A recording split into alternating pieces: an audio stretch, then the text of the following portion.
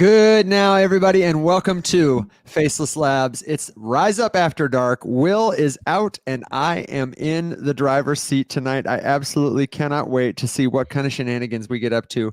My name is Evan. If you're seeing me for the first time, I'm here with my good friend and co-host, Mr. Alex Popovich, and tonight we are joined by our new friend, my new friend, Alex's good friend, Icy. What is going on, man? How you doing, brother?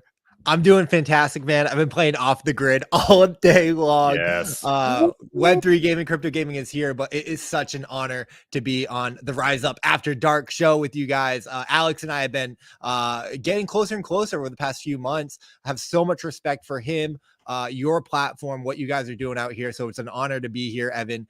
Really nice to meet you. Thank you for having me. Heck yeah, man. Thank you so much. Now, we have a tradition here on Rise Up After Dark. You can see I got my morning show mug, even though it's after dark. It is not coffee. It's not tea. I happened to crack a beer and put it in here. I'm drinking my way through this beer Kim got in Wisconsin. Spotted my Cow, fiance. dude, the good Spotted stuff. Cow. So I if got like a little wine spritzer thing I can go grab. Hey, there we go. don't feel any pressure. We're not trying to pressure you, but since it's after dark, you can untuck your shirt, let your hair down, and I say that to ask our audience. Let us know where you're tuning in from, what you're drinking or enjoying tonight, what you've been playing today, and I just want to get right into it. Icy, can you tell our friends a little more about who you are and what you do here on the internet? Okay, did my mic come back? Yeah. It's back You now. left me in It's back suspense. now. You're good though. Did you Dramatic. hear what I said? I said, who you are, what you do on the Dramatic internet. pause. Tell us more. Yeah, guys. Hi. Nice to meet everybody. My name is Icy Gaming. I am a Web3 gaming content creator. If you don't know what Web3 gaming is, seems like we're going to get into that a little bit. But basically, I play crypto games. I make videos, try and spread the good word of what we're trying to do with crypto games. We're still very early nascent stages, but I'm fortunate to work with a lot of games, work with a lot of great people in the space. And every day we're just trying to, do things the right way, have some fun with our internet friends, play some games. Maybe the tokens will go up, the number will go up. And yeah, that's really it. Awesome. Well, thank you Hell for yeah. making time to be here. What channels do you usually live on? I know you're trying to build your presence on TikTok, so Yes. be sure everybody give Icy a follow, but where can they find your stuff right now? Yeah, so biggest platform is on Twitter. That's kind of where crypto Twitter lives, right? Yeah. So we'll stream our news show. I have a Monday morning news show that I do with Peyton, who's the founder of the Wolves DAO. Maybe we'll talk about them a little bit later. So I stream on YouTube or Twitter under Icy Gaming. It's not the best branding. I apologize. It's Icy with 3 Y's, as you see in that title right there. Count them 3. _ gaming. It's so funny that I talked to Alex about like branding and I'm like, I have the worst branding ever. I also have Web3 Gamer on TikTok. As you guys see here, it's spelled with a 3 in the gamer. So again, it's kind of tricky for people to find, but it's Web3 Gamer on Twitch, on YouTube. And we also have a Twitter there as well. But Icy Gaming on Twitter is the best place to find me and stay up to date with what I've got going on. Well, hey, man. Give it up for Icy. We really appreciate you being here. Alex, man, you know how I am. I'm kind of a plebeian. I used to be a gamer really actively, and I'm very big in crypto now, and I just don't have as much time for games anymore. So this is kind of like me living vicariously through you guys. So Alex, man, I'm really going to kick it over to you, and I feel like it may be great to open a discussion about I don't know if you want to take it right to off the grid, the games you guys have been playing lately, or if you want to take it to what Web3 gaming is and why it might matter. I feel like our audience is on board with that. But what do you think, man? I want to let you drive and just support you with all the fun sound effects I can. Yeah. So first of all, Icy, I'm very excited to have you. We've been talking about Web3 gaming, of course, on and off all around the show for quite a good while now. Ever since, honestly, I mean, a couple of years ago when I started dabbling with Gods Unchained and then kind of everywhere we've gone from there. But it's a treat to have you here because you are so much more tapped into this whole ecosystem compared to me. You make me look like I make Evan look when we talk about this kind of stuff. So, so this is going to be great. Straight up, I don't really care where we take this tonight. I toss the question. So if you guys are watching and you have any specific gaming altcoins that you want to go over, toss them down into the chat, whether you're on TikTok or on any other platform, and we will start getting some expert perspectives from Icy tonight, as opposed to the little bits that we usually talk about. If you are just jumping in, be sure to follow him because we want to see he's a handsome guy. We want to see his face on TikTok, and he needs a few more followers before we can get there. But no, dude, I definitely want to at least start with a little bit of Off the Grid just because it is the news. I've been watching streams on and off all day. Some huge names are streaming for I mean, Ninja's been doing it for 2 days in a row now, and I think as Sam said, 2 days is a streak, 3 days is a trend. So we'll see if it's still up tomorrow. But yeah, dude, you just want to, I mean, you've been playing it too. In addition, I jumped in a little tiny bit, just enough to kind of, get my beak wet with it. And I made my kid download it, of course. So how's it been so far? What's your impression? It's been amazing. So a little bit of context for everybody. If you're not familiar with Off the Grid, it's essentially a next generation battle royale. It takes place in like a cyberpunk futuristic dystopian world. They're partnered with Neil Blomkamp, who was the director of Elysium, District 9. I think what movie did he do last year? Oh, it's escaping me. I'm so sorry. But massive director in the space, right? Or in the world. And he's the creative director for this game. So you've got these cybernetic limbs, like you can literally lose an arm and attach a new arm that has like these special abilities. It kind of plays like Apex meets like Call of Duty. There's got the battle royale, so it's kind of like Fortnite or PUBG-esque elements. So it's like 150 people load into this island. You collect your guns, your weapons, your cyber limbs, and then you battle it out till the end. So super replayability. It's been super fun. It's been building in stealth for about 5 years. And wow, this week is the official like launch of early access. So they opened up like NDA early access for the past 3-4 months. People have been playing the game, but you were under strict NDA. You could not talk about it. You couldn't post about it. So everyone was like getting really excited because we're like, wow, this could be the game to take crypto gaming mainstream, like bring in potentially millions of players. Like legitimately, it rivals the quality of a traditional game that you would fall in love with and play. Yeah. And yesterday, like Beyonce dropping a surprise album, they just announced at 5 a.m. in their Discord, hey guys, servers are open 24/7 and you can play without any restrictions on the NDA. You can stream it, you can post content, videos. And then around like noon, Ninja posted that he had an official skin. Ninja, the famous Twitch streamer, guy with the blue hair. You guys might remember him, famous for Fortnite.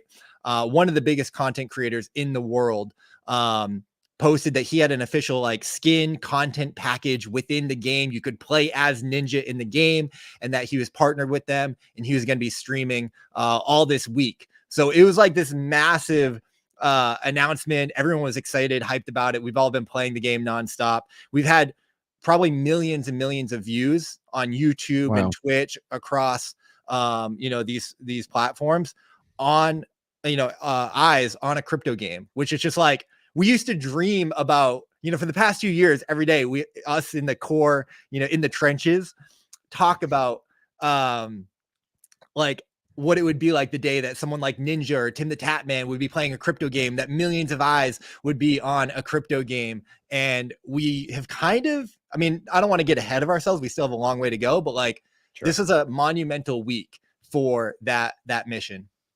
No, it's big. I mean, we've been talking a lot just about the extra eyes on the space, given, it being an on the ballot issue during, the US presidential election this year. And Evan and I love to say, when this many new eyes are looking at your industry for the first time, the place that like you've been and that has been very siloed for a very long time, can we please make sure that we put our nice shirt on when everyone's looking? And I think the exact same thing about the gaming side of things, right? Mm-hmm. Like we've been talking about for a while how games are probably one of the best consumer apps that could deliver this tech to people because you don't have to really force it that hard. Now, of course, and we'll get into some of these, we could talk about ways that it's been done very poorly, right? Like there's a lot of those. But so far, and granted, like you said, it's fresh, we got a ways to go, but so far I'm feeling like this is a pretty nice shirt. Yeah. to be honest. Can you So, guys talk a little more about how the features of the shirt, what the buttons look like?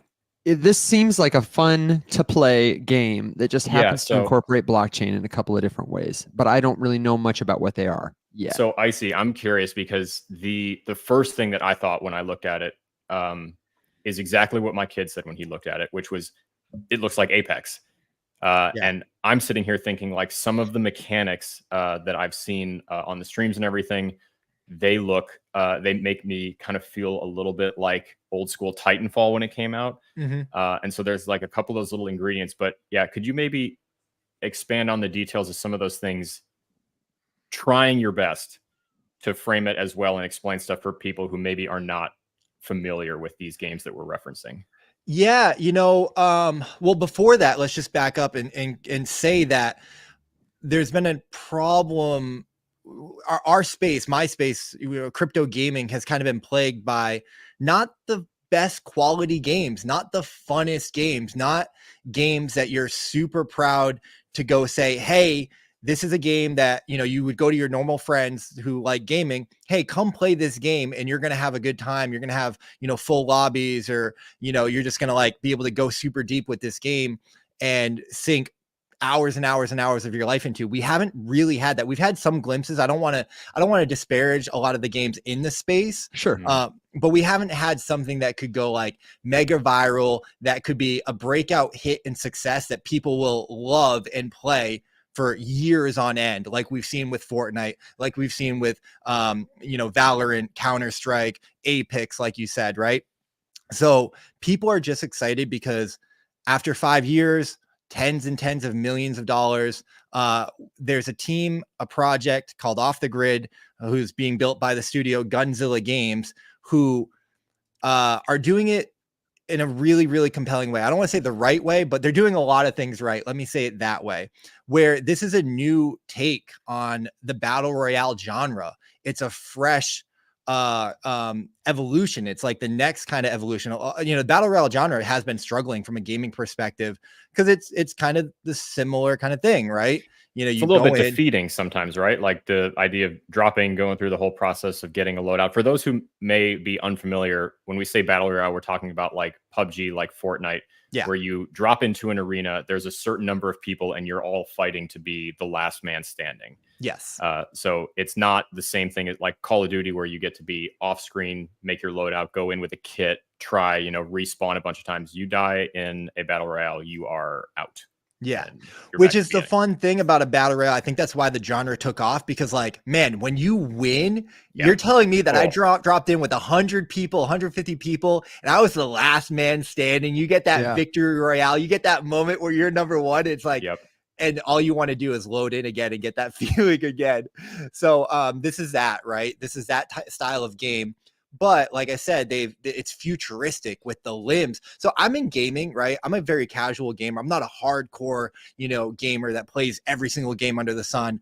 I fell in love with gaming because for me as a kid, it felt like the innovation of like what was possible with computers and graphics and consoles, and I just like got lost in those worlds. I grew up on Zelda and GoldenEye and Tony Hawk Pro Skater, and then like fell in love with RuneScape and games like that, right? And those felt like fresh, kind of like, wow, I can do a kickflip in this game, or like, oh man, like who didn't want to be Link and save the Princess Zelda from the evil Lord.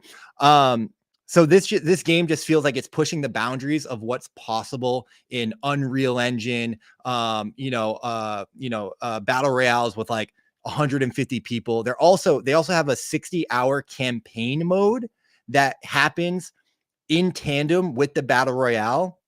So we haven't seen what that looks like yet. It's a very odd concept. I can see your face, Evan, and I agree. That's kind of weird, I'm imagining like 60 hours straight. You're just playing. So what I understand it to work, and this was designed and written by Neil Blomkamp, and the writer, I forget his name, but he worked on Altered Carbon, which is like a Netflix show that went. Such a good show. Yeah. So he's the person that wrote this 60-hour campaign. So apparently, how I understand it, you can load into Off the Grid as the battle royale, extraction royale rather, and you have an option to, while that game is going, go jump into campaign mode and progress through that story, maybe as long as like the battle royale, extraction royale, like happens. So you might get 10-15 minutes of like play in there, and it's kind of like this option. Again, I don't know how it plays, we haven't seen it yet, but it's a really compelling aspect where, again, they're trying to push that needle forward and innovate in a genre that's grown a little stale over the past few years. Yeah, totally. I think that is, sorry, Evan. No, go ahead.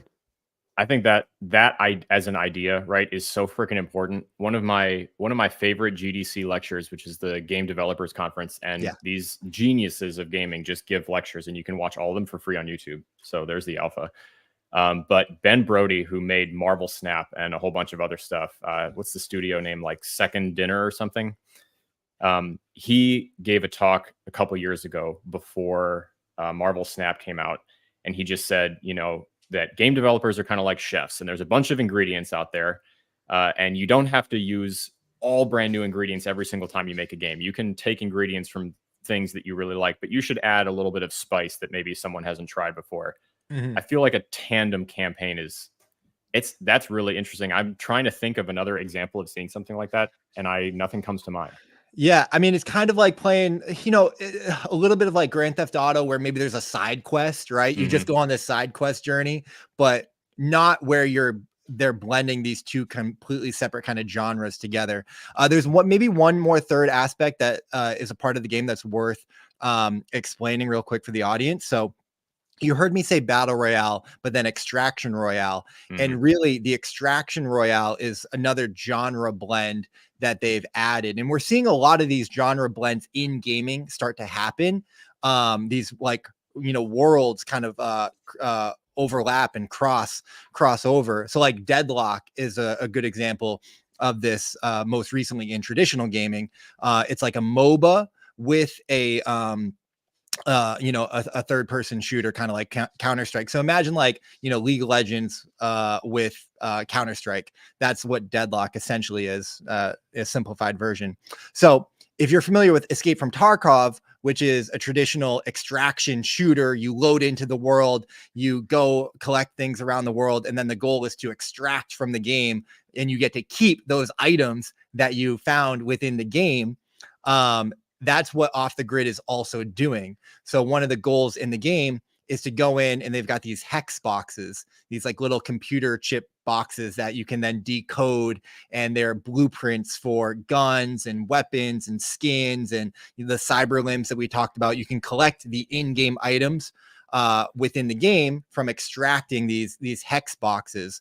Well, we're talking about a crypto game, right? So imagine all of those hexes, all of those weapons, those skins, the cyber limbs, those are actually going to be NFTs on the blockchain that you can trade on the marketplace and have full ownership over. So, you know, they've got all the crypto side of things, but they're also doing so many things with the game genre and making it really fun and compelling. So like, you always feel like you have something to play for, and you can, you know, have some sort of progression within every single match if you're able to get one of those, which is really, really fun. It's really addicting.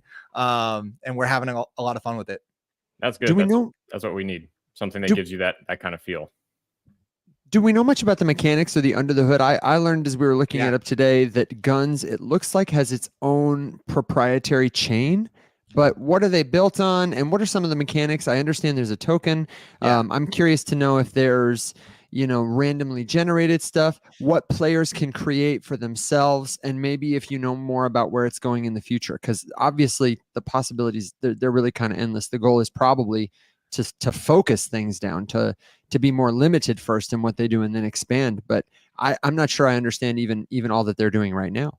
Yeah, that's such a great question, Evan. So, yeah, they have their own subnet that they've built on Avalanche. So Avalanche allows you to build your own subnets where you can use your own token as your gas token and kind of dictate the parameters of the chain. So that's one of the fantastic things about Avalanche, and why so many crypto games are choosing to work on Avalanche for that reason. Now, there's other great gaming chains, Immutable, Ronin, Sure. Solana does a lot with gaming. Zai is doing more with gaming. I kind of like lovingly call them the chain wars because there's a lot of like, competing over the games and trying to get them to build on their chain and whatnot. But yeah, so Avalanche is building on their own subnet, or Off the Grid rather, is building their own subnet on Avalanche, using Avalanche, and everything is minted as an NFT. Right now, they're still in testnet. So the main net hasn't launched and the token hasn't officially launched, but the token will be Guns. And that essentially is the in-game currency. When you're using the marketplace, you can earn the Guns token by playing the game. You get a little bit of rewards every time that you play. And, if you win, you get extra, right? And those can be used to buy and sell the weapon skins. Also, when you decode those hexes that I talked about, it requires a little bit of Guns currency to be able to do that. So they're driving some demand for that, right? And right now, they also will have nodes. So they sold a bunch of nodes, and those are going to emit the Guns token. What's really cool and interesting is the weapon skins that we're talking about. Unlike Counter-Strike that makes all of those weapons and then will kind of sell them on the marketplace and capture that revenue, the only way that you can get the weapon skins is within the game. So Off the Grid is not making them and not selling them. You can only get them by playing the game, and then you own that because it's on chain. When you make an account in the game, you have a wallet abstracted. A lot of people aren't going to know that or like have to care about that. It's all under the hood as it should be. But you do own those items, and then you're free to go trade them on the open marketplace. Also, really, really fun, exciting piece of information for you guys. They're officially partnered with OpenSea, and OpenSea, this is the first time that they've allowed basically someone to use their marketplace and trade their skins, like using the Guns token and stuff like that. So like that marketplace will be on OpenSea, and people will be able to interact with it fully, Web3 native, which is what we ultimately want.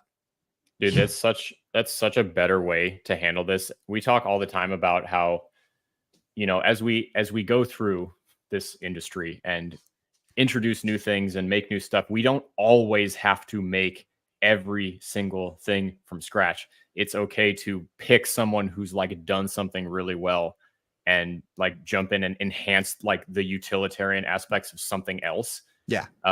And that's refreshing. I did not know that. That's refreshing to hear something like that. I hope. And it's a cool example of Avalanche's subnets, because we've talked about the architecture of Avalanche specifically, what makes it a great gaming chain specifically, or why it might be a competitive layer one. And I have yet to see personally, I'm sure there are out there other examples, a really compelling consumer use case for subnets where they align the incentives, where the architecture seems like it's purposeful. And this sounds like a killer case study.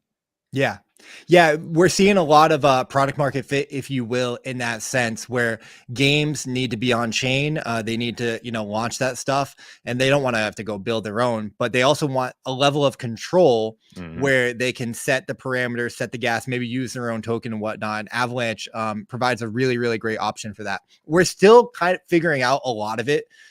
Still, tech is hard, right? Sure. Tech is hard. But we're starting to see, like, we're also another massive IP called MapleStory. Some people might be familiar with that. Chose Avalanche to build on. So that's a massive IP out of Asia that is building. I didn't really play MapleStory, so I can't speak on that genre or that game. But like Avalanche is one of the chains that's like, at the forefront of crypto gaming for sure. I think about their. Oh, sorry. Go ahead, Alex. I was just going to tell that story about when you were at the conference and their brilliant marketing move. Yeah. No, that's a good one. Were you at that GDC? Yes. I see. Okay. Yeah. So I'll just as a way of introduction, I would love to hear a little bit more about it, because I was not fortunate enough to be there. I did watch it online. But Avalanche was at GDC. Was it last year? As far the past 2 years that I've been to GDC, Avalanche has been there with a massive presence and booth. Okay. Kind of saying like, hey, traditional gamers, we're here. They had the huge halo around the booth that just said Web3 gaming sucks. Yeah. which I thought was just such a great way to grab attention and get some conversations going. And so what was that like being there? Specifically, I'm curious about like the perception. Did you go to GDC both years? Were you there I twice did. in a Yeah, row? I've been the past 2 years. Okay. I see some people in the chat. Shout out to the chat. You guys are amazing. What about Gala Games? We can talk about Gala if you want. Gala's on the Love list for Maple sure. Story. Love that. Is Avalanche EVM Solidity? Yes, it's an EVM chain. Sorry, I don't want to answer all the No, comments. no, please. Anytime you I see heard- it, weave it right in, man. Yeah, Yeah. dude, if you see one, take it full send on Yeah, all and the if you're comments. in the chat, whether you're in Icy's chat, you're in our chat on TikTok, you're on YouTube, you're welcome here. We want your questions, we want your comments, and we're making a divided effort to try and read everything. So just be patient with us. If we don't get to it right away, we will address it. Yeah. So GDC is the Game Developers Conference. It's the biggest US based conference for specifically game developers. 30,000 people descend on San Francisco every single year to talk about the business of gaming, the development of gaming. It's so as a Web3 gamer who's trying to, we're as an industry, we're trying to break in to that mainstream and, establish like our legitimacy and our credibility and whatnot. A lot of us go to that conference, and it's been really, really cool. It's been such an experience. I mean, the first year that I went was 2023, and this is like 3 months after FTX had collapsed. So it was bear market, deep in the bear market. Sentiment was down, vibes are down, but still, I would say it's interesting, man. There's probably like a 10% presence of like Web3. Like, Interesting. as you walk around, you see the big Avalanche. Avalanche is leading the way. They're pioneering the way at GDC. They have one of the biggest booths that you can get there, right at the bottom of the escalator as soon as you enter into the conference exhibition center. So you cannot miss it. So everyone that comes like has to be like, oh, what's this Avalanche? What's this Web3 gaming sucks thing? And they're engaging in that conversation. They're really like meeting the people where they are, which they deserve a ton of respect and praise for. But Polygon was there, Immutable is there, MetaMask is there. You'd be surprised. Chainlink had a booth there. I'm like, this is a gaming conference. Why is Chainlink Nice. at this gaming conference? But it's really cool because a lot of them are working on games and stuff like that. It's cool, man. And surprisingly, like the sentiment when you talk to people there, a lot of them don't know what crypto gaming is. Some of them, there's a lot of stigma in traditional gaming of like people hating NFTs, people not liking microtransactions, people thinking NFT games suck and they're predatory or, they're too expensive, which, some of those things have been true, but that's a gross characterization of the entire space, of course. But then surprisingly, when you talk to a lot of people, they're like more open to it than you would think. They're like, yeah, no, like it's a technology and, technology is agnostic and it can be used for good and bad. And, we just need to see like good games and good stuff be built on it. So yeah. Plus, of course, we are no strangers to microtransactions and getting ripped off and over monetization and bombardment of advertising in traditional Web 2 gaming, right? So it's not like Web 3 showed up and infected anything. No. Right. It just added maybe a different layer. And now, like Adriano says in the chat, even if something happens to the game, to the company, to the platform, your tokens are forever. Yeah, for sure. So on the Avalanche thing, because we've talked about this is just like such a good move in the marketing direction. And as we talk about like ecosystems as a whole, from whether we're talking about the DeFi perspective or honestly everything else on that chain, Avalanche kind of crushed it by coming out and sort of like declaring allegiance to the gaming side. And I always thought it was interesting if you wanted to look at like the dichotomy of two things that are built rather similarly that could have gone the same direction, or even if they had picked a different one, but instead decided to drop a tremendous amount of money. Evan, I'm sure you know what I'm about to say. I know right where you're going, man. A tremendous amount of money into like marketing and all this other crap without like picking anything. But, as my dad will tell you, built in a great way that could have easily hosted things like this had they decided to lean into something is Polkadot. And just because you have Substrate as, like a developer's toolkit with the ability to, like you said, Icy, pick, get a little bit more control, but build kind of a semi-sequestered little area for yourself and your project in that ecosystem, just the same way that Avalanche has with their subnets. It could have theoretically been great, but instead they just dumped almost $100 million into God knows what over the course of 8 or 9 months. And, now the treasury is in peril, which a little bit of fear mongering there. But Avalanche obviously just picked a direction, went full bore, and it's working out pretty well for them. I mean, they have managed to be a dinosaur in the space that came back and remained relevant, which I think is pretty epic. It's tough to do. It's tough. Yeah, for sure. Yeah. And kudos to them, right? They had a vision, they had a thesis, and they executed towards it with like narrow focus and relentless drive. Shout out to Coop. He's one of the head of gaming over there, and has done a lot for the Gaming on AVAX kind of like brand, right? They have like Gaming on AVAX as a handle, and they push this a lot forward. Ed Chang was one of the top BD guys over there for a while. Avery, and I'm going to forget the other guy's name. I apologize. They, like you said, Alex, put a lot of focus into, hey, like we believe, gaming is going to be a major vertical of this industry going forward. And we think that we've got a great product for people. Like, let's go work with these games to bring them on. And guess what games bring?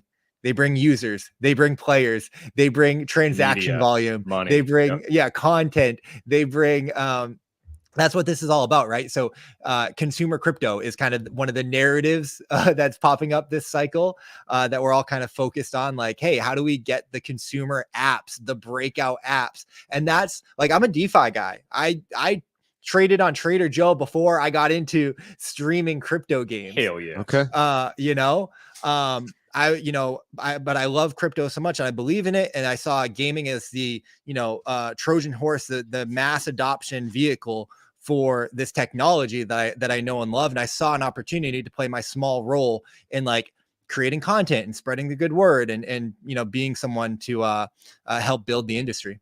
And I hope that I'm doing that. Oh, no, for sure. I mean, as I keep saying, you can hop over to Twitter, and there's of course a tremendous amount of conversation happening. Not all of it is overwhelmingly helpful, but the same can be said about the story being told on TikTok.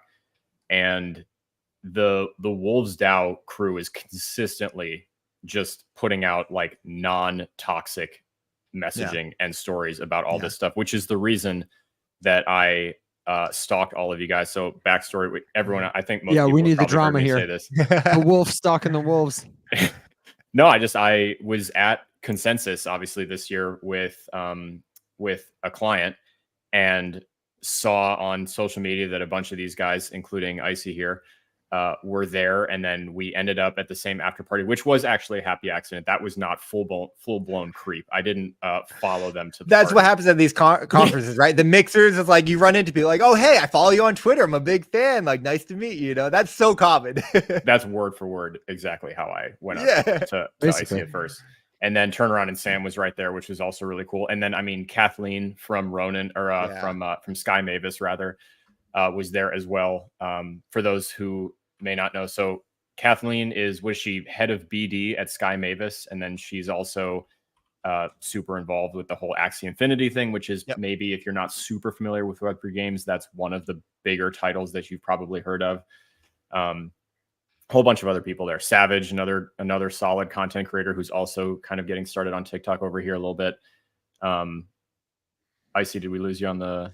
I'm coming back. I swiped up and I was It's trying okay. to go to the Oh, here he comments. comes. Don't apologize. fret. This is a good opportunity to, if you haven't yet, be sure to follow Icy's profile here on TikTok.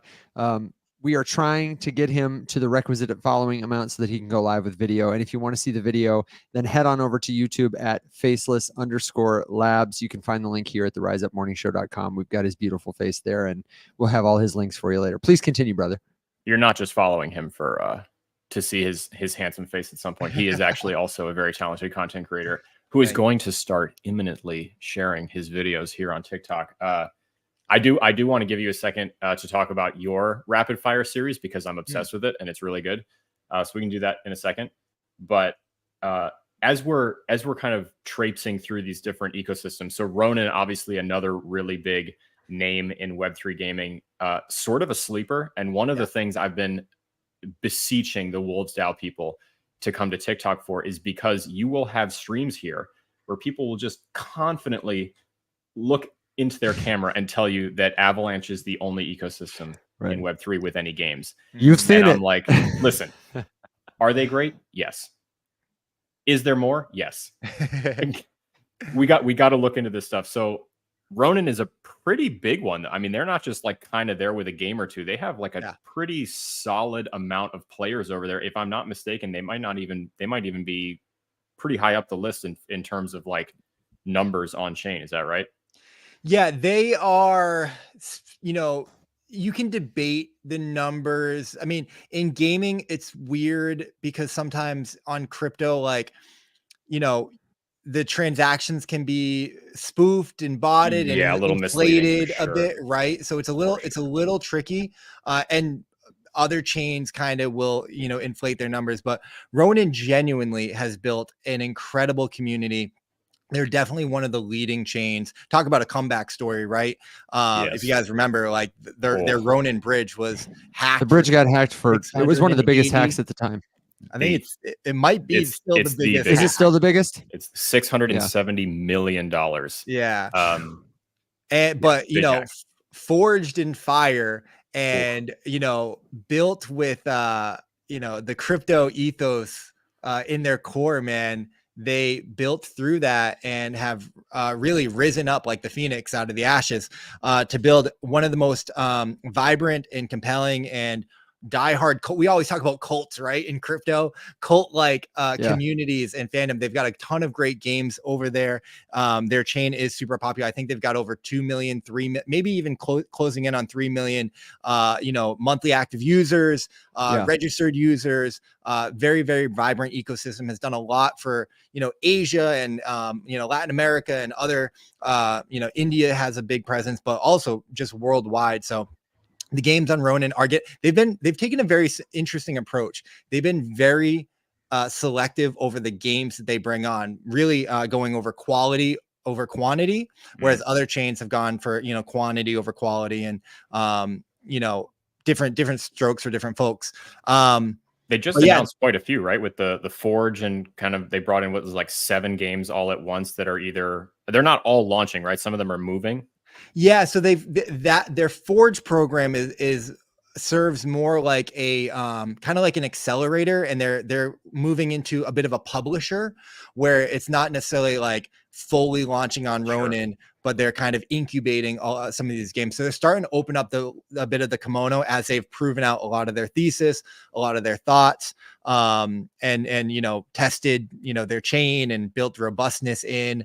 So yeah, Ronin is definitely one to look at. It's probably if we're talking about like tokens and just ecosystems, it's one of the ones that people are very excited about, very bullish on, because I think like the fully diluted value is like under 2 billion, which, if we're comparing that to Avalanche, I think Avalanche is, last time I checked, 16, 17, 18.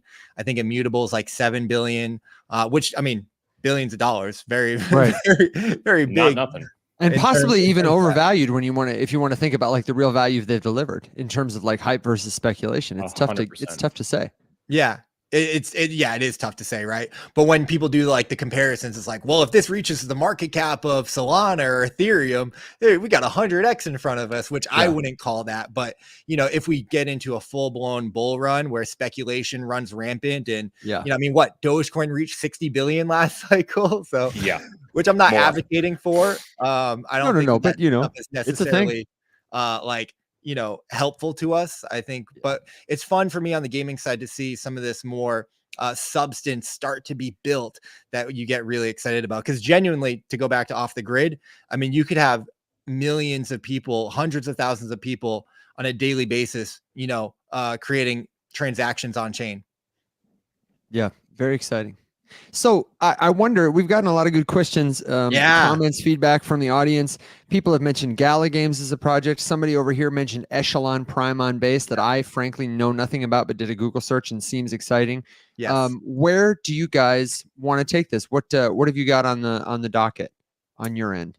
Icy, I'm gonna leave it to you, man. What do you feel like getting into first? Well, let's start with Prime, Echelon Prime. They won. So that's Prime is the token of Parallel.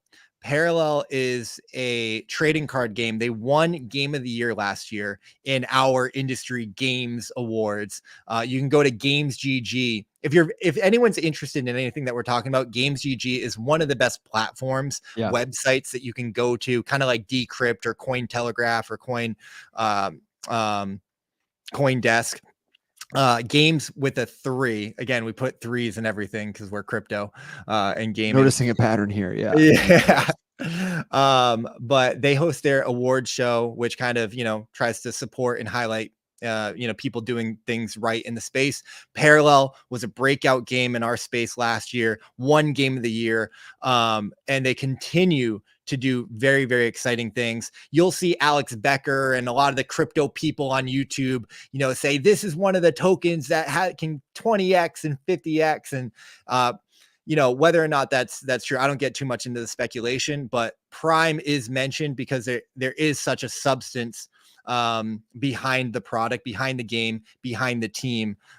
So again, Parallel is their trading card game, but they're also building out Parallel Colony, which is like their AI resource, very futuristic mobile game. And I've seen demos, I've used some of the demos, and what they're doing with AI and like that whole can of worms of what that means for gaming and relationships and connections to these characters in games is just mind blowing.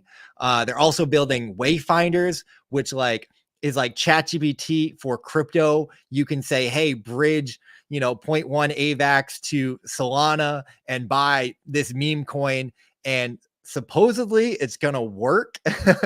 So it's like Siri for crypto, and they've got some product demos that are very compelling. So for all of those reasons, Prime ends up being a very compelling token for like an investment thesis potentially. Not to say that for Wayfinders, they will have their own token called Prompt, and right now you can stake Prime to earn Prompt and all those crypto native things. But the team is amazing. One of there's like 6 co-founders, and 2 of them are very, very public facing, very transparent, very open. You can talk to them. You can connect with them on Twitter. They are some of the leaders that we pioneer in the space because we champion in the space because they're pioneers doing exciting things. Yeah, and Parallel, that's one that we've talked a little bit about off and on, just because it's one of the ones that I'm a little bit more familiar with. That was one that very immediately and very aggressively caught my eye just because of the trading card nature, and everybody knows that is my jam. Yeah. I spent my Magic card portfolio is probably bigger than my crypto portfolio at this point. So Parallel's dope. And I feel like I just haven't seen much buzz about blockchain gaming on Base yet. And Base is booming. Which is so weird because they have one of the best little vehicles for quick and dirty gameplay with frames on something like Farcaster, right? Or on Warpcast, I'm right? baffled that they don't have more games in frames. Yeah, I mean, especially given Icy, here's another interesting one that we could talk about a little bit. The rise of some of the games like in Telegram as being a bit more of a thing, is sort of those like more, I don't want to say rudimentary, but just like hyper, a lot of tap to earn stuff, right? Yeah, like hyper casual, much more simple user interfaces that you might see. Like, hold on. I'll pick up his thought. Just the idea that Telegram is anybody can open it. It's on your phone, simple text box, and you don't need a lot of tech. I could even see like a choose your own story type game, MMORPG, but it's a storytelling thing. Exactly. Go ahead, Alex. Yeah. Like a Discord bot too. I mean, obviously, the first game that I ever made was on a Discord bot. It was completely text based, and there was like a couple of JPEGs that popped up, but It was Web3 for the Yeah. record. You had to own NFTs. Your NFTs were characters. They had all these traits in the metadata. You could duel and fight other people, build a little deck, all that good stuff. And it was dope. And that just lived in Discord. Weird. I mean, if you were out there and you played the Syndicate games, then shout out. You're the real MVP. Because it was awful. It was like such a bad experience. It broke every 5 minutes. But honestly, the bonds of brotherhood were forged in that terrible UI of that awful game.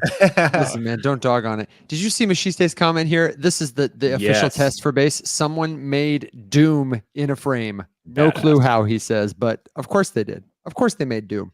You guys should have on Charlie Blackstock. He's the founder of Yes. Farworld, building Okay. on Farcaster. Wolvesdown member, incredible build. He was he worked at Shapeshift back in the day.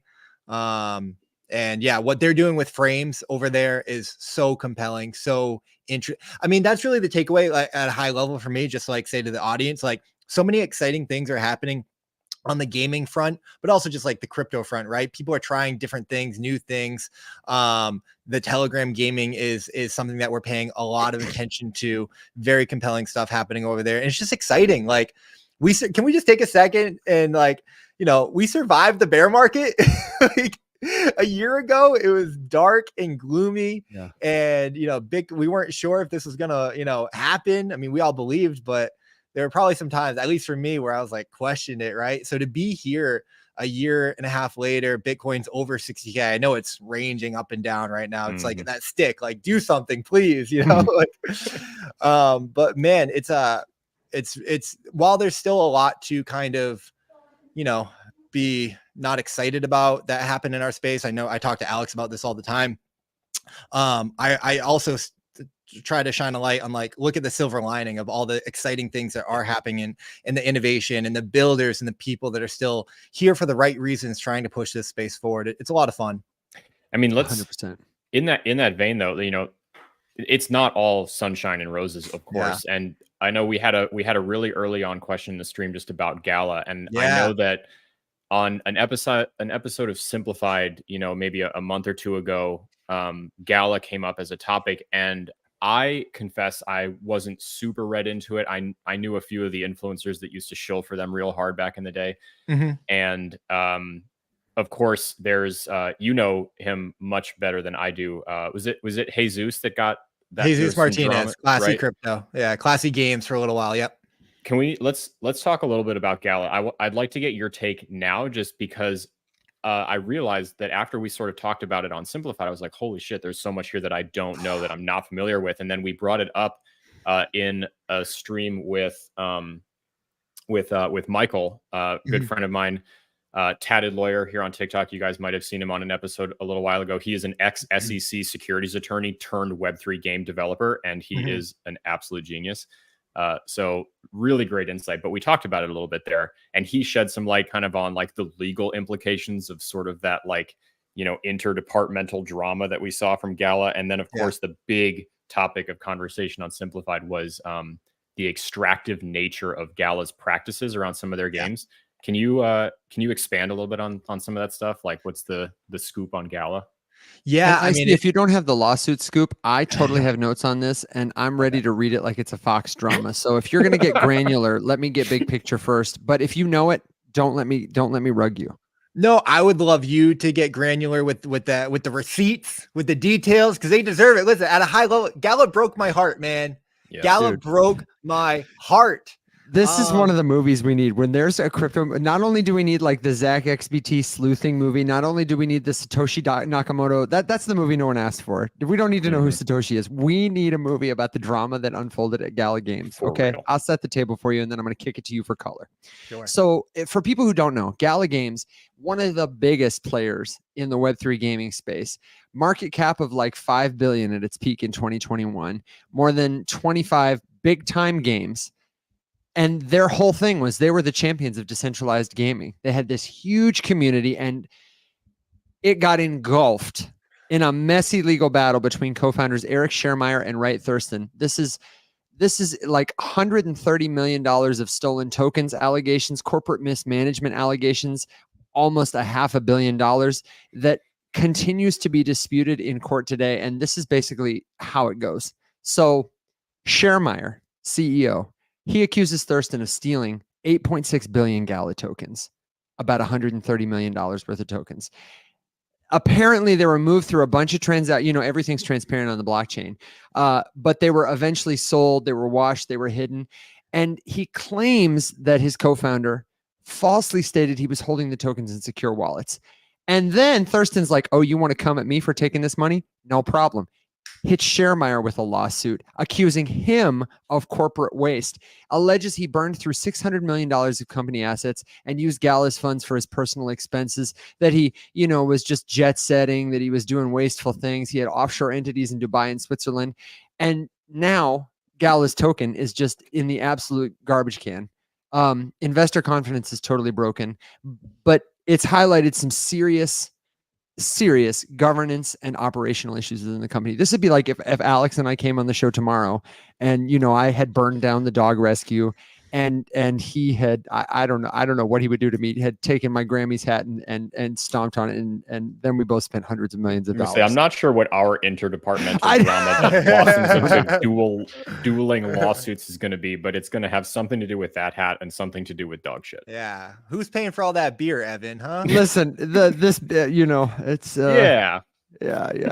It's coming out in the lawsuit. I'm making you pay for it, pal. But my understanding is that the litigation is still ongoing, and that Gala is still a company, but they're in turmoil.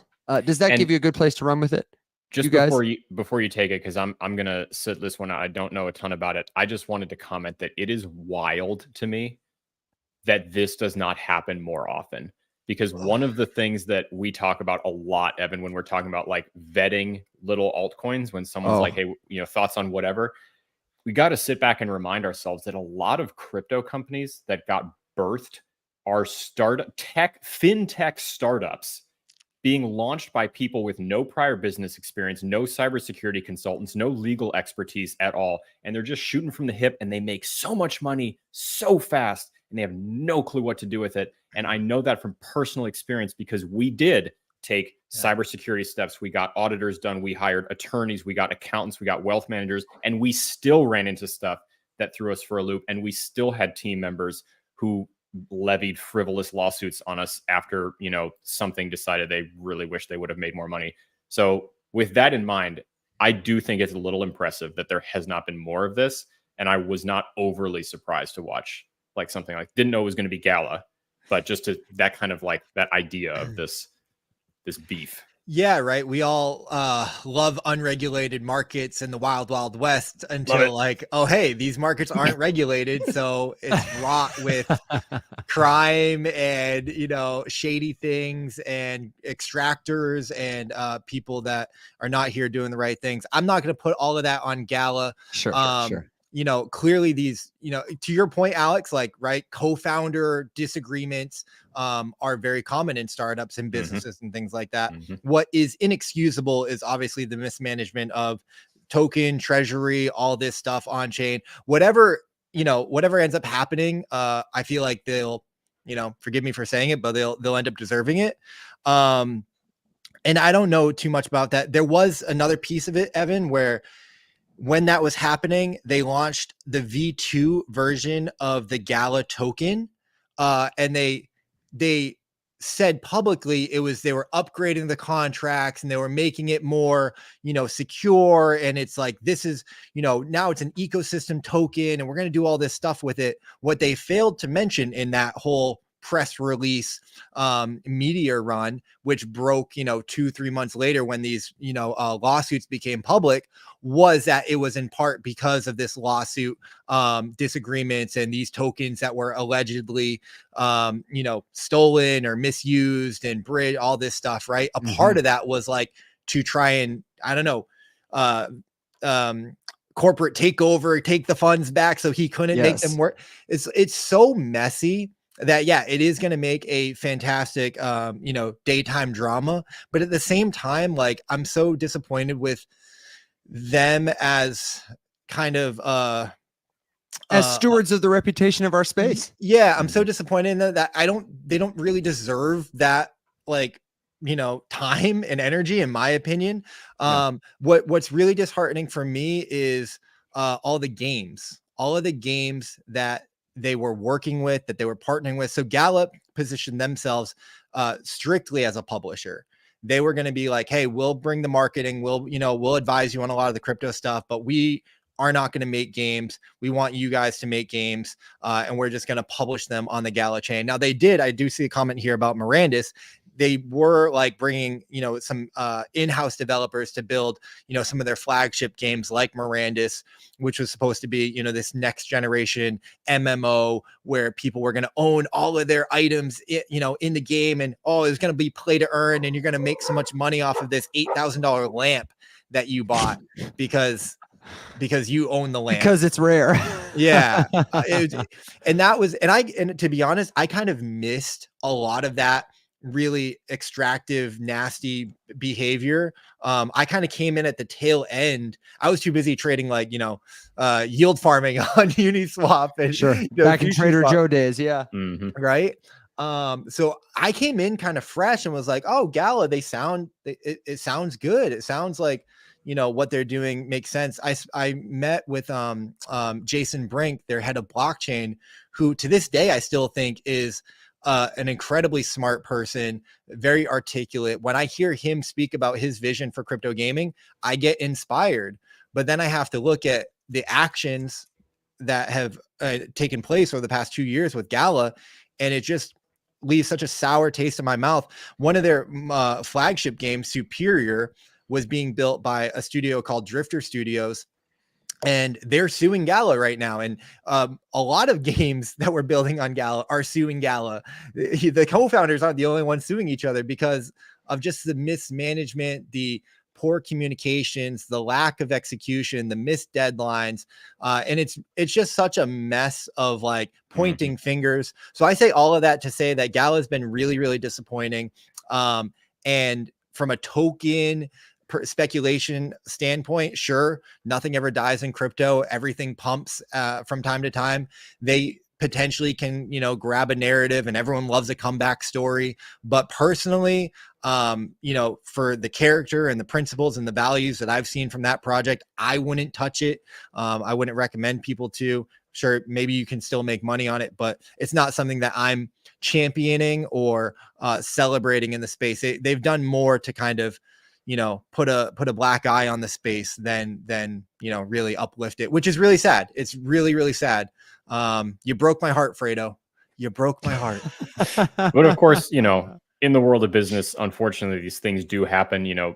Startups especially have a way better chance of failing than they do of ever succeeding, of even just maintaining. So like I said, the fact that we haven't seen more of it is kind of wild. And I mean, we live in a world now, luckily, where there are just so many badass groups and teams and studios and games doing stuff now that it makes the medicine go down a little bit smoother.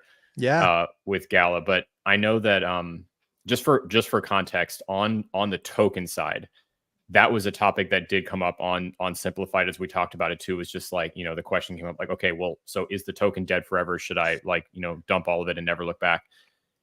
And, I say there, it really depends on you and your goals and what you want and your time frame and why you're here and all that sort of stuff. Yeah. Like Icy said, do I have any faith that Gala is going to come back and be a top-notch studio again?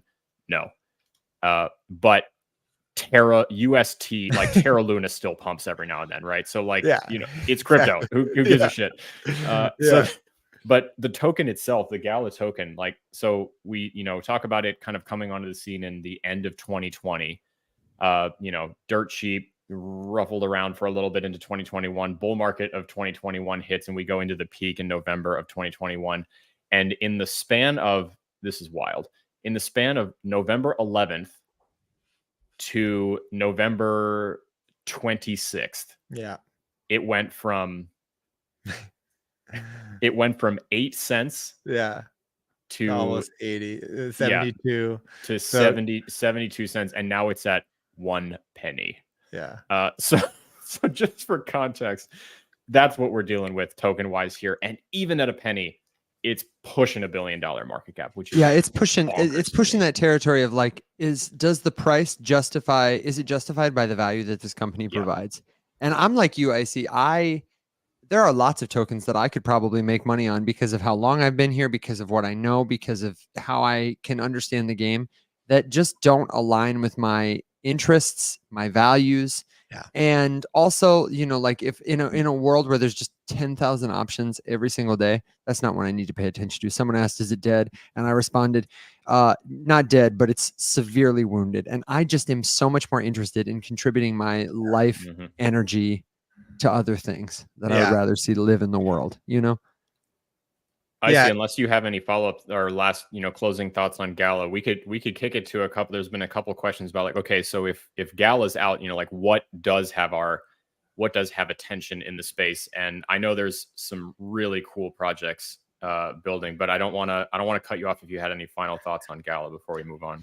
The last thing I'll just say on Gala is like, it's not a perfect comparison, but there's parallels to like the whole SBF saga where, a lot of us fell for the glitz and the glamour and the hype and the excitement. They had the big signs, they had the big sponsorships, they had the big names all tied to it. And there just wasn't substance underneath. And, we gotta be careful about that. In terms of what I'm excited about, I mean, first of all, no, not financial advice, right? I'm a crypto degen, like all of us. I don't know, man.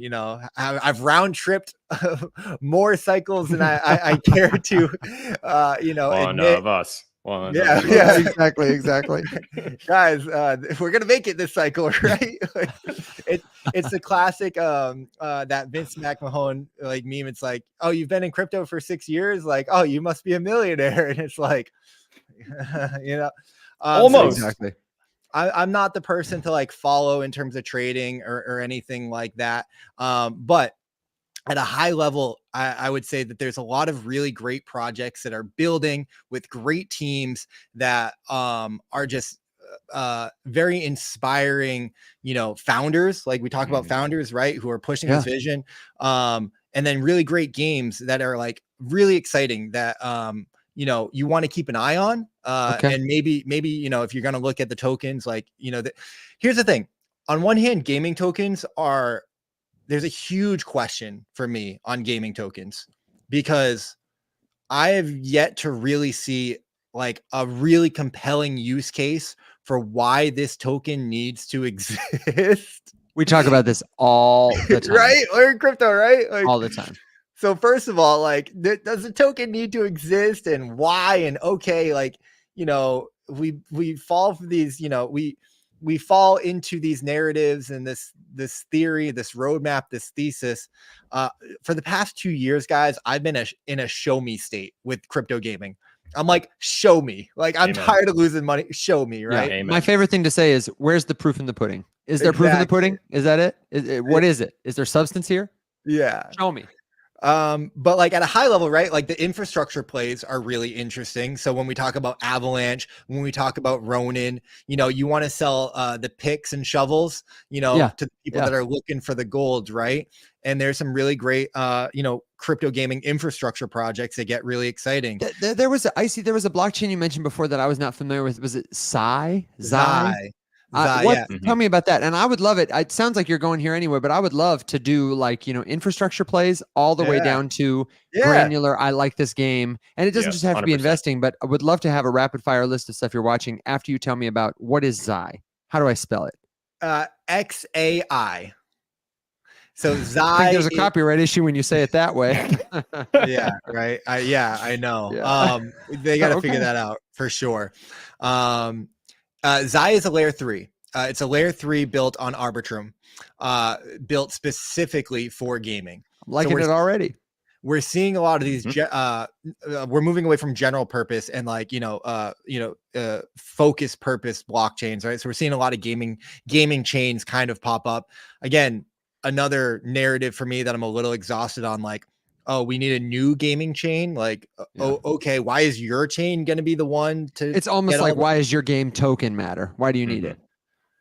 There's a lot to be figured out here, guys. Like, we're new. The narrative is like a lot of shots on goal, right? There will be a winner. And, in gaming, it can be a winner take all industry where, hey, Fortnite makes all the money, right? Like Counter-Strike, the gaming industry makes billions and billions of dollars a year, but guess what? It's Fortnite, it's PUBG, it's, Valorant, it's Counter-Strike, they're doing the lion's share of that. And I think that we're going to see that potentially in crypto and definitely in crypto gaming. But a lot of those infrastructure plays get really interesting. Immutable, Avalanche, Zai, Arbitrum, Solana's not one to be slept on. I don't know. I've been watching more of, Kyle Samani's, takedowns and I'm like, he's kind of making some good points here. So Solana's been a chain and an ecosystem that I've been paying more attention to. Again, we talked about Telegram, ton, their blockchain. I mean, if we get in a full blown bull run, Telegram gaming and the ton blockchain might be, one that just absolutely soars. I mean, you got to think about how many people are on that platform that if you toss a game out there that's any kind of enjoyable, I mean, the immediate availability and accessibility of a tremendous load of people can't be ignored. Yeah. So for me personally, like I'm dollar cost averaging into all of those infrastructures genuinely. If you were only going to pick 3, I might pick, Avalanche, Ronin. Those 2 are just so strong. Immutable is an interesting one because they have the brand name, they have the awareness, they've done so much. That Illuvium, one of the flagship games in crypto, is building on Immutable, but the tech just like isn't really there yet. And I've had so many issues with Immutable's tech that it's really, it's just not there yet. And hopefully they can kind of come together. They've partnered more with like Polygon and whatnot. So, I mean, Solana might be, one of the ones, but if you want to go more gaming, ton could be the play, or like I said, Stewie's making a move too. I mean, they're dropping their little handheld console, which I made a video about today, kind of compare I forget what the, 0x Play 1, whatever awful name. Terrible name. Next to Solana's, Game Boy lookalike kind of thing. And I was like, okay, well, this is kind of cool. This is kind of bad. Here's the bummer. Here's the good part. But like, I would not be surprised, because right now, I mean, Sui's kind of capitalizing on the affiliation with Solana, whether it's deserved or not.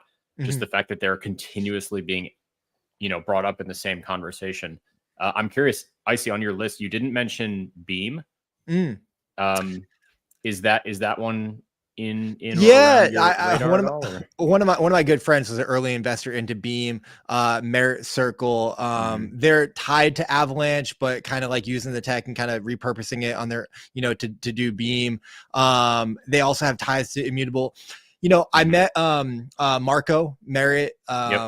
Nice I don't guy. know his official title. Great guy, amazing guy. And some great games are building on Beam. Forgotten Playland is a game to look at over there. Super fun, hyper casual. Shout out Mikkel, good friend of the show. Mikkel, she's amazing. So I hope the vibe that you guys get is there's a ton of great people and a lot of fun things happening in gaming. But yeah, no, Beam is definitely, I would probably put very high up there. I just personally don't know, like, too much, it's a lot of marketing, and I don't know what's being built. I don't know what people are doing. So they've got some cool games, which is cool, but again, a lot of like crypto to me, just zooming out, just feels like, and even in gaming, it's a lot of narrative. It's like a lot of narrative, and where like, this is what we're going to do, and we're going to do it. And it's like, okay, again, like, I hope so. But to me, I think the perspective on crypto gaming, I have a 10-year outlook. Like, it's going to take us a decade to build the rails, to build the infrastructure, to develop the games, to see those real breakout hits. I think Parallel has a real shot at being something special in the space. But yeah, I feel like the 2021 speculation cycle, the birth of crypto gaming that we saw, has a lot of parallels to like the 2017 ICO phase, where a lot of vaporware or a lot of people raised money that maybe shouldn't have, like, gotten the money that they raised. It just got crazy. And a lot of things, people are swimming without, swim trunks. Right. Yeah. And I think that this next cycle that we feel like we're heading into might be like the 2020 DeFi summer, where it's like, okay, some projects came out of that and built through that bear market, and there's real substance. There's some real product market fit. There's some real exciting things like the Aves and the Uniswaps and, you know, the Avalanches and Trader Joe's and things like that. So that could be like the off the grid, the parallels. I'm still a huge fan of Shrapnel. I know that they're having like some issues, but the Ronins, you know, Axie's still a big game over there. They've got a ton of games in their ecosystem. So I think that we're going to see some like more product market fit in this next cycle. But it might take that to then get to the cycle after this one where we see, you know, like the real undeniable crypto gaming is inevitable. It's people are on, you know, blockchain. People are on chain using blockchain the way that like we want them to, you know, the way that we dream of them. For sure. And there's I know there's a couple others that kind of get that mentioned every now and then. Someone in the comments was asking about Carrot. Yeah. Which I just learned about them a couple of weeks ago too, and I was really impressed with their website and the platform. I'd never heard of them. Yeah, I was exclusively familiar with My Pet Hooligan. Yes. And I was not familiar with Carrot as a namesake. Are they so? I mean, just kind of fill me in. Is My Pet Hooligan on Carrot, or are they affiliated somehow? I assume they got something to do with each other. Carrot is the token for My Pet Hooligan. Okay. Like quick little asterisk for the audience, and maybe you guys will get a kick out of this too. I don't know how it's working in DeFi and general crypto, but all of the game projects that launch a token, they have to do so through a foundation because they can't be the ones to launch the token for what I assume is like security purposes. It has to be like decentralized, right? And the Ethereum Foundation are the ones that are like kind of working on, you know, the development, right? And everything. So all of these game studios, it's very funny. They launched their foundations, and there's a degree of separation between the token and the official game. So even Magic Eden right now is doing that. The Magic Eden Foundation or the ME Foundation are the ones that are launching the ME token, which will just serve, you know, what Magic Eden is doing essentially. So yeah, Carrot Foundation, I think, is like, you know, theirs. But yes, it's for everyone here. It's the official token of My Pet Hooligan. My Pet Hooligan, super incredible studio and brand and IP, so fun. It's kind of like Grand Theft Auto meets like, you know, a shooter battler. You play as these rabbits. Yeah, with Beanie Babies. It's a very fun animated. Some people worked at Pixar and worked on, you know. Yeah, so it's like Zootopia gone bad. Yeah, exactly. It's got a very edgy kind of brand. I love a lot of the developers over there. They're so, when you talk to game developers who just love gaming and love game design and character design that will nerd out about telling you about the, you know, this character design and this vector and the skin and the graphics and how they did this, you love them. They do a lot with mocap. So they've got a full mocap studio where, you know, Hooli, their main character, will come out and he'll talk shit about Hustlepedia, or, you know, they trolled Crypto Stash, who's a gaming OG veteran creator in our space the other day. So they do a lot of fun stuff. Their game is live. It's on Epic. It's a battle royale, but like, I hate to say this, you know, just trying to be real with your audience. I don't think that they've seen the traction, the adoption, kind of the users coming into the game and falling in love with it, that like get me real excited about like, oh, they're going to have 1 million users one day. Right. So that's kind of been, we're seeing a lot of games kind of come out and, oh, maybe gaming is a hit driven business, guys, just like startups. 95% of games are gonna fail. So it's really, really challenging, and it's really difficult industry to build in. And when you layer on crypto on top of it, it's probably nearly impossible, right? But they have a lot of the AI narrative. They've you know, tried and true. I do believe in them. I am rooting for them. You know, a lot of the crypto YouTubers will look to Carrot as one of the tokens that they'll pick in gaming to perform well. because it's an easy sell, right? There's a lot that's like going behind them. But again, I'll caution, the savvy investor.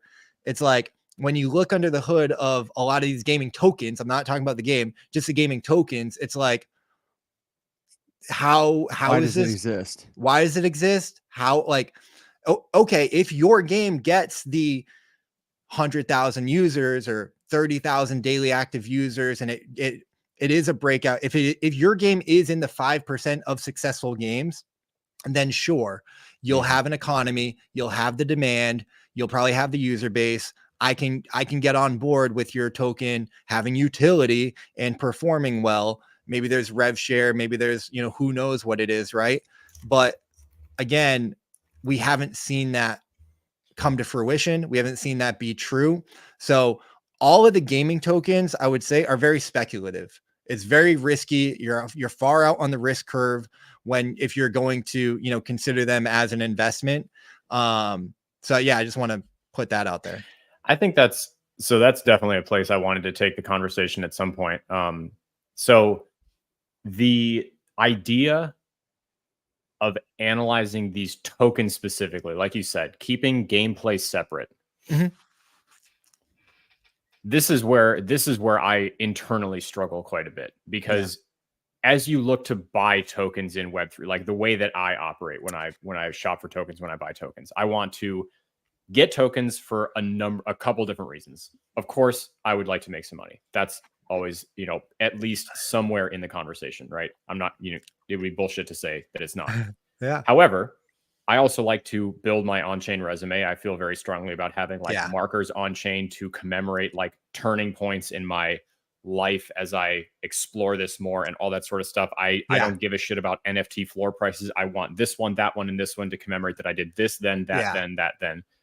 And so, of course, a big part of me wants to support good projects by getting some of their token and holding it for future utility, whatever.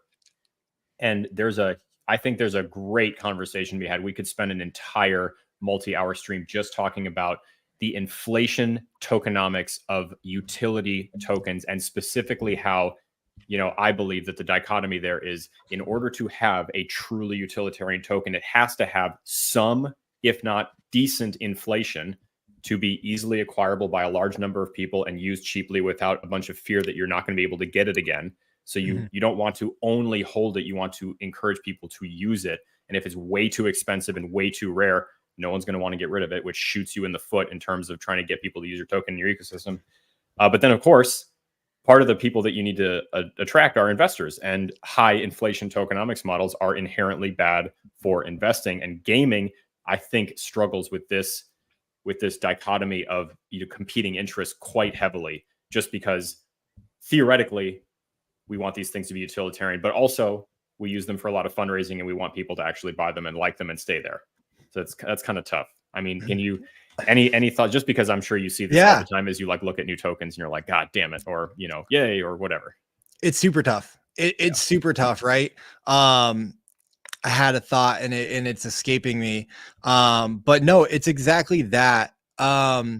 I'm not a tokenomics, researcher. I'm an economics professional. Hopefully these games are like consulting the right people. And there are some really great people that are designing, interesting tokenomics, but I've also been like, I don't know about you guys, and I'd love to have this conversation another time, maybe. Like, I've just been kind of uninspired by token design.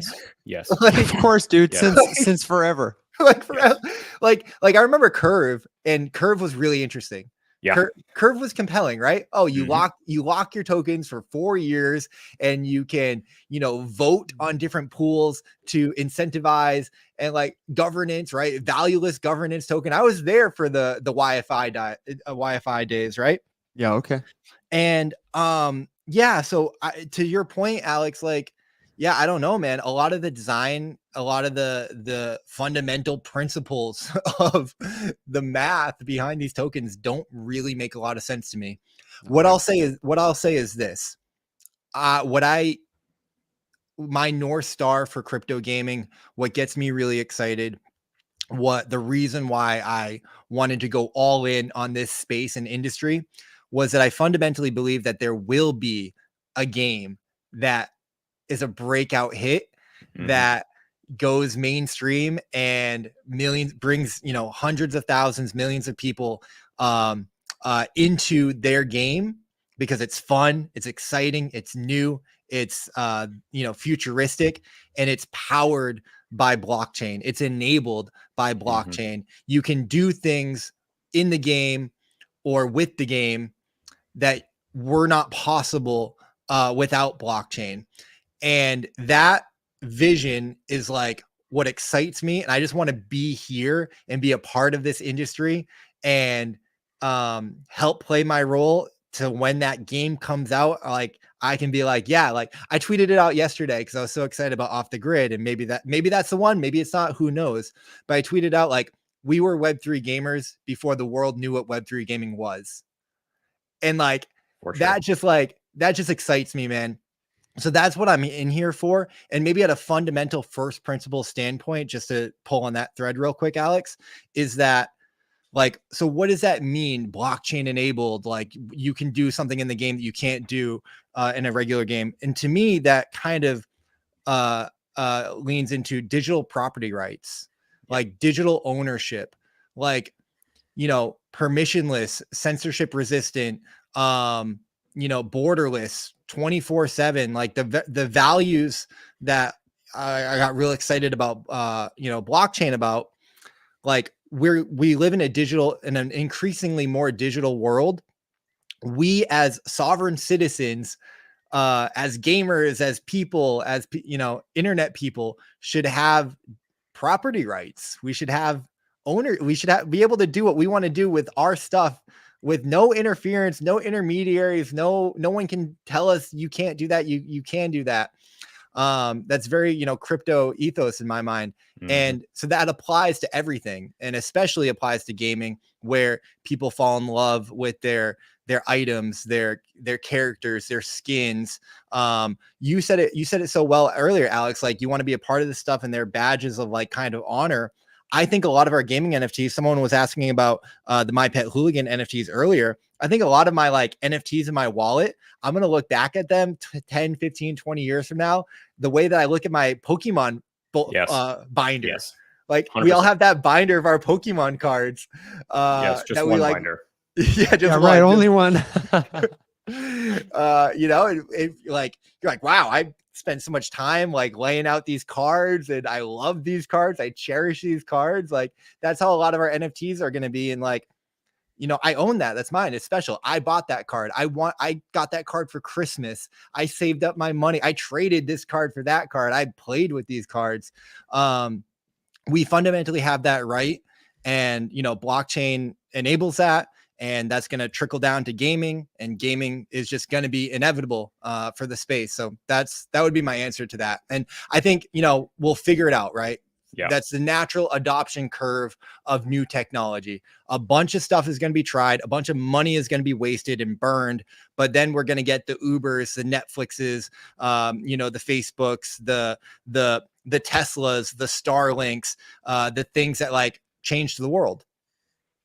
No, it's very well said. And I think you're spot on with a lot of that stuff. Like, you know, the world is increasingly digital. We are losing autonomy at the exact same rate that we are gaining more digital aspects to our lives. Yeah. And blockchain allows you to recapture that. I saw a phenomenal t-shirt with regards to gaming specifically. It just said, compute off-chain, verify on-chain, which I really liked, because there's just so many things to game. You know, we see the joke, right? We've all seen probably the funny GIF where it's like, you know, you're sprinting and then you have to stop, sign a transaction, and then you like take out a sword and you sign another transaction. It's like, obviously we don't want that, right? That's awful.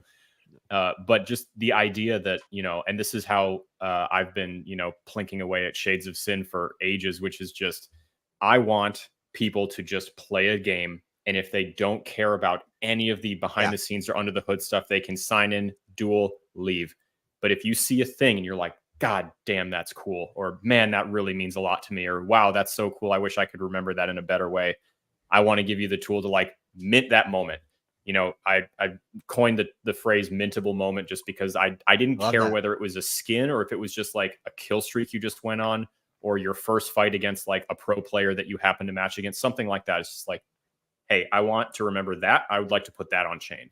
I was And then here. I you was can there do for that moment. We all Yeah. have our movie stubs. We all have our Yep. concert tickets. Exactly. Like that's an innate human thing. And that's what blockchain is, right? And Yeah. I think another thing that you touched on that's really important to focus on, especially as people look at these tokens and try to decide like, hey, do I want to take a risk on this? Hey, do I want to potentially invest in this? And this is again something I can speak to with direct personal experience, something that I probably would have fallen victim to had I not had even more prior experience before Yeah. this.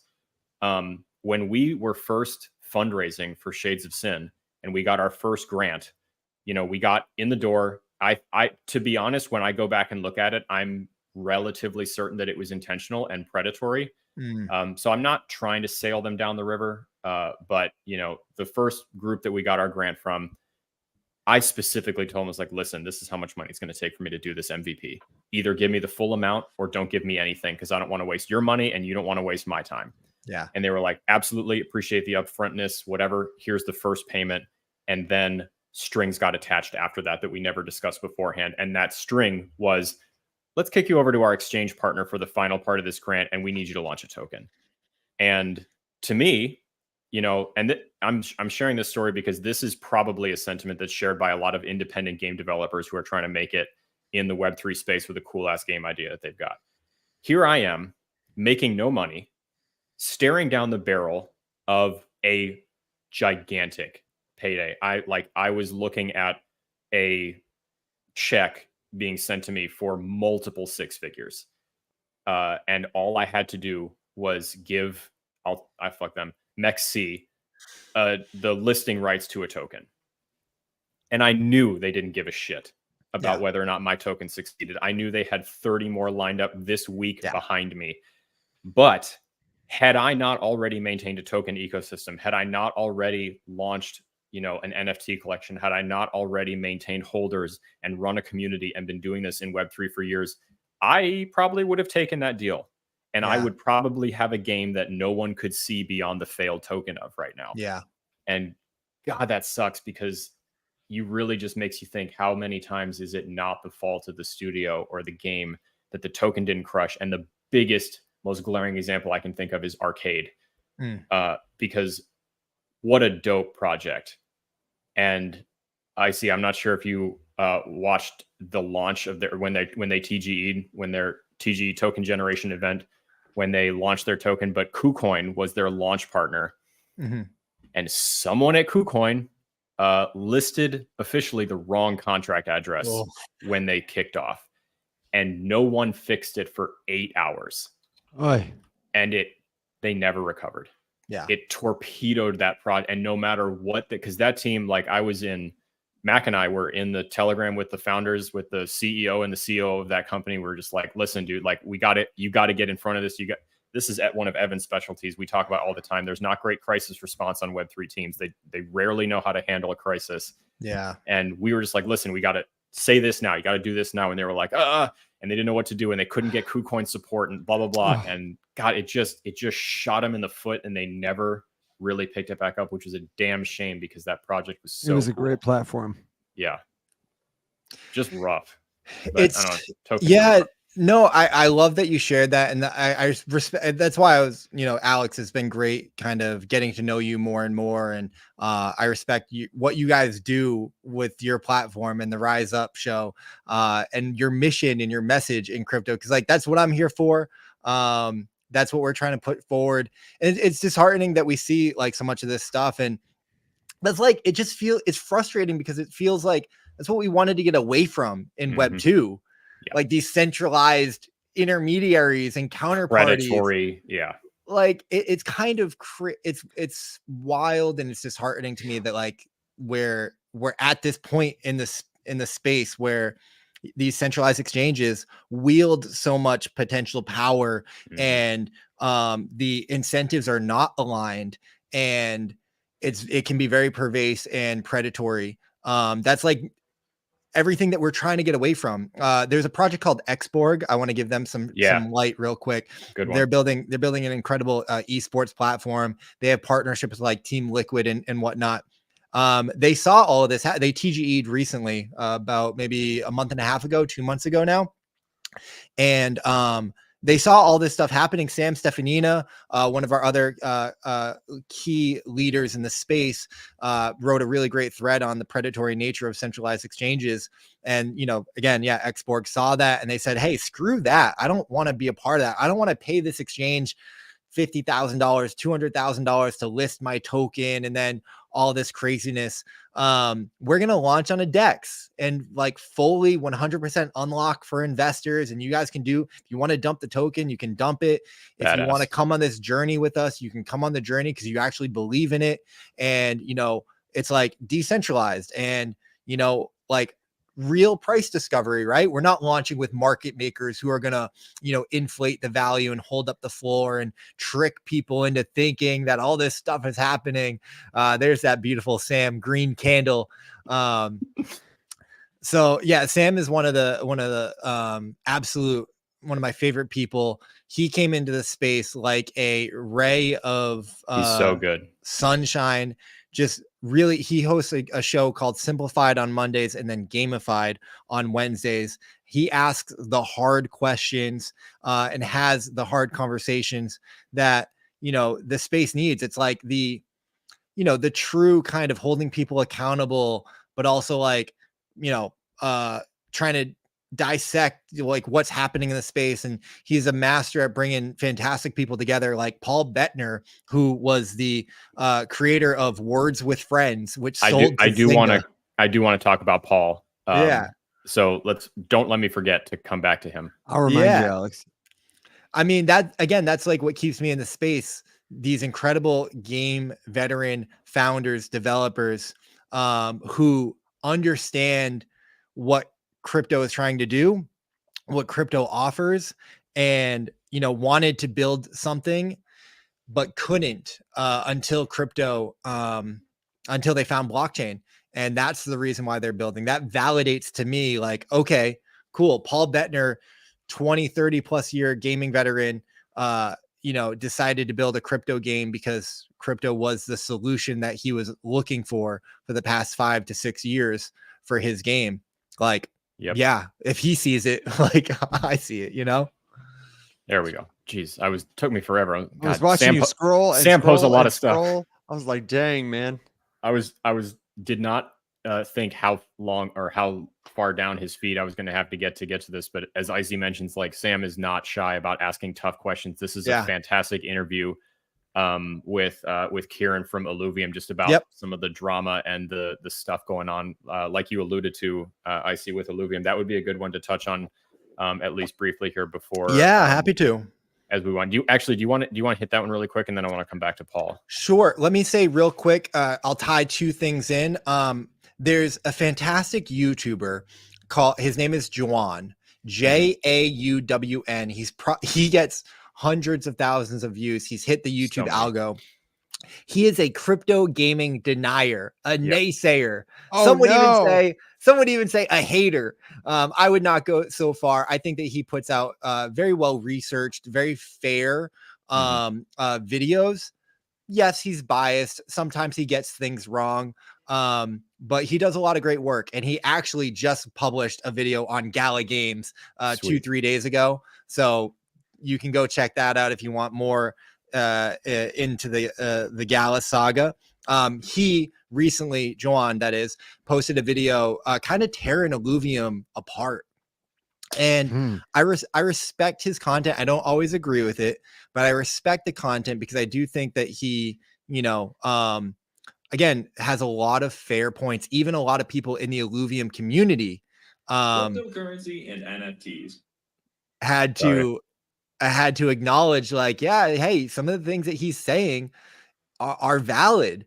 And Kieran had to address, that's his channel. I was watching him when he had like maybe a few thousand subscribers. His videos would maybe get 3,000-4,000 views. And then he just hit the YouTube algo. And I mean, congratulations to him. But yeah, he called out Illuvium. He really tore the project apart. Credit to Kieran, one of the co-founders of Illuvium. He addressed a lot of some of the things that John said. And, Sam wanted to further that conversation. And thankfully he jumped on with Kieran and they had a good, productive conversation. So Illuvium to me, real quick backstory, is one of the games when I first joined the space that was one of the flagship games that had this grandiose vision of being, the next generation Pokemon. Like if we could imagine Pokemon had a video game in 2024 that like captured that feeling of us being a kid and wanting to be Ash Ketchum, Pokemon master collector, trainer, right? And Illuvium kind of set out to build that game. And they've been working on it for the past 3.5 years. They've sold $70 million in NFTs, raised a bunch of money. And I think some of the products that they've shipped to this point have been a little underwhelming, have some maybe core issues. But it's another team that I really like. I'm rooting for as builders. And it's tough to see, hey, like maybe you don't have product market fit here, or maybe your thesis was wrong. Again, gaming is a hit driven business, and some games that we're real excited about, some studios, some great people that we, want to see win, they don't get it this time. Maybe it's not it. Now, I'm not saying that that's where Illuvium is necessarily at, but that's some of the sentiment that is happening right now.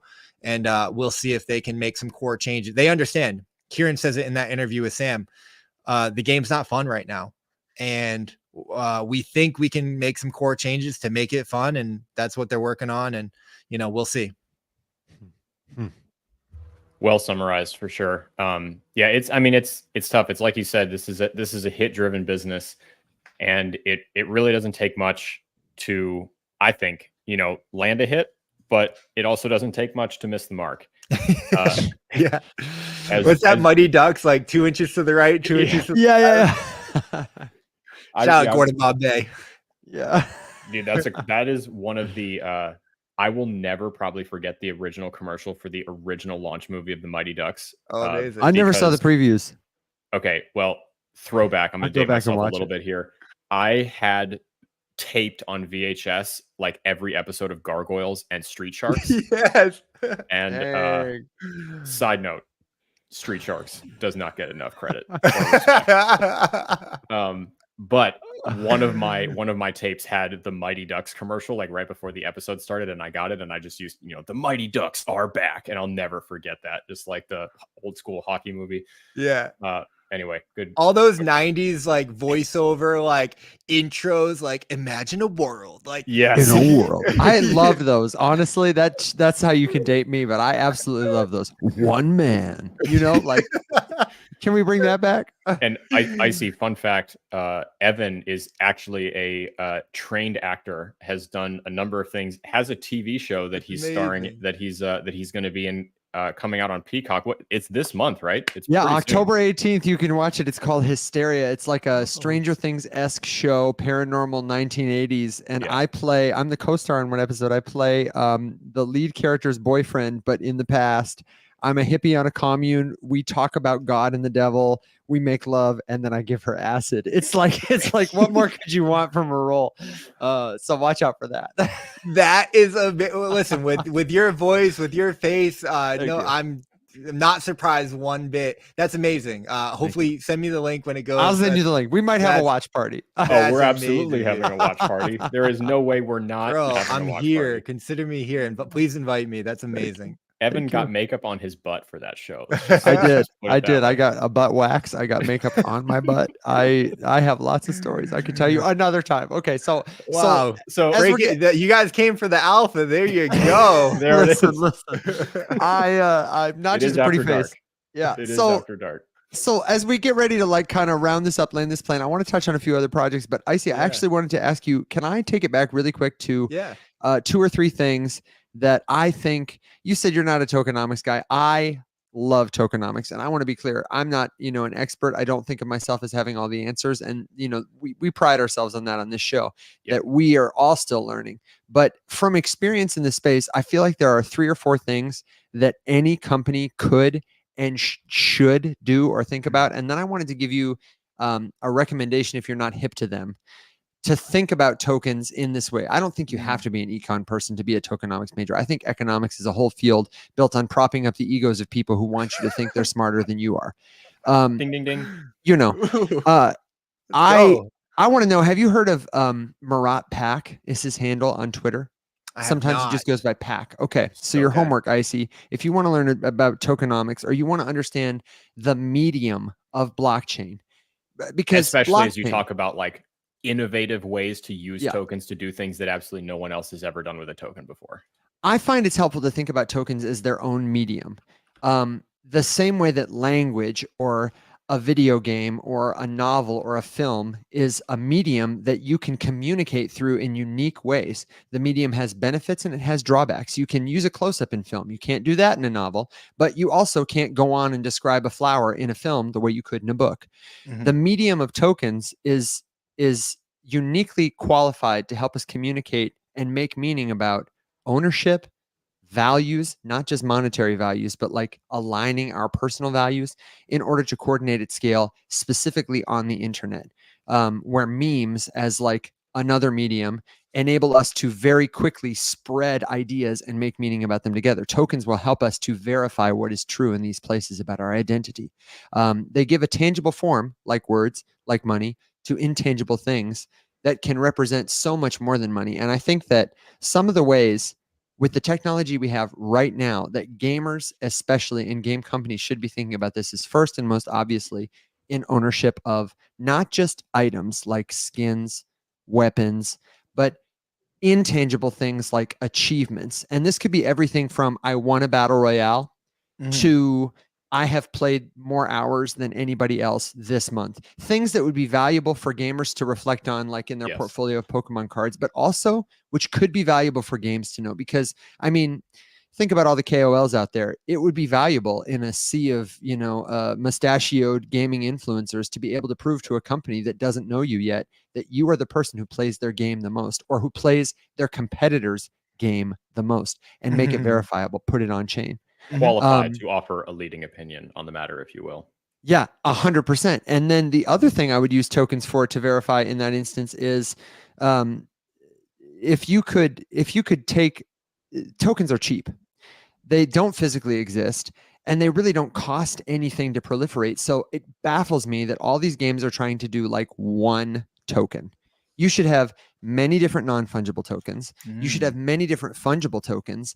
And I love the Avalanche model that Off the Grid is doing here because it's a gas token, so it serves a necessary function. But the model we've talked about a lot, Alex, is like a lot of these games have, where you have a coins and gems system. You have a currency that you earn every single day, and you log into the game and you claim it, and maybe you can convert it to the more valuable currency, but there's another currency you got to buy. Clash of Clans, gems, RuneScape gold, that kind of stuff.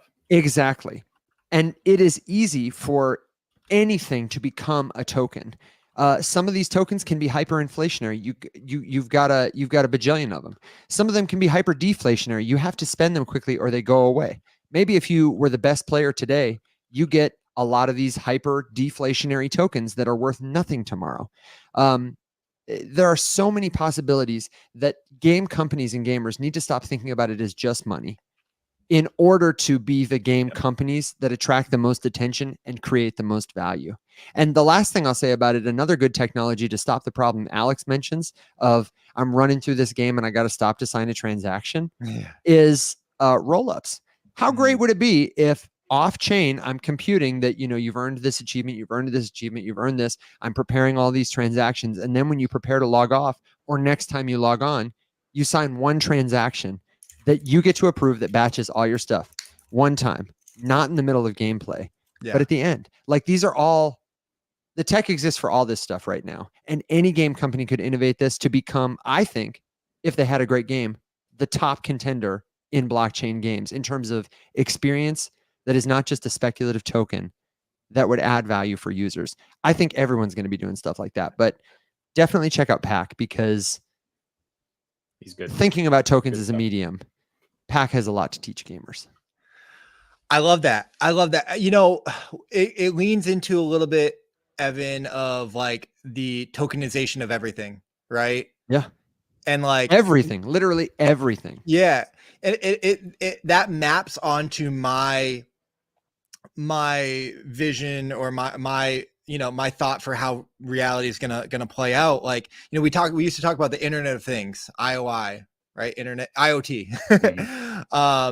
And you know, like I think what we've seen this year with some of the fantasy top stuff was a game on Blast that did some really compelling things with tokenizing crypto Twitter profiles and their engagement.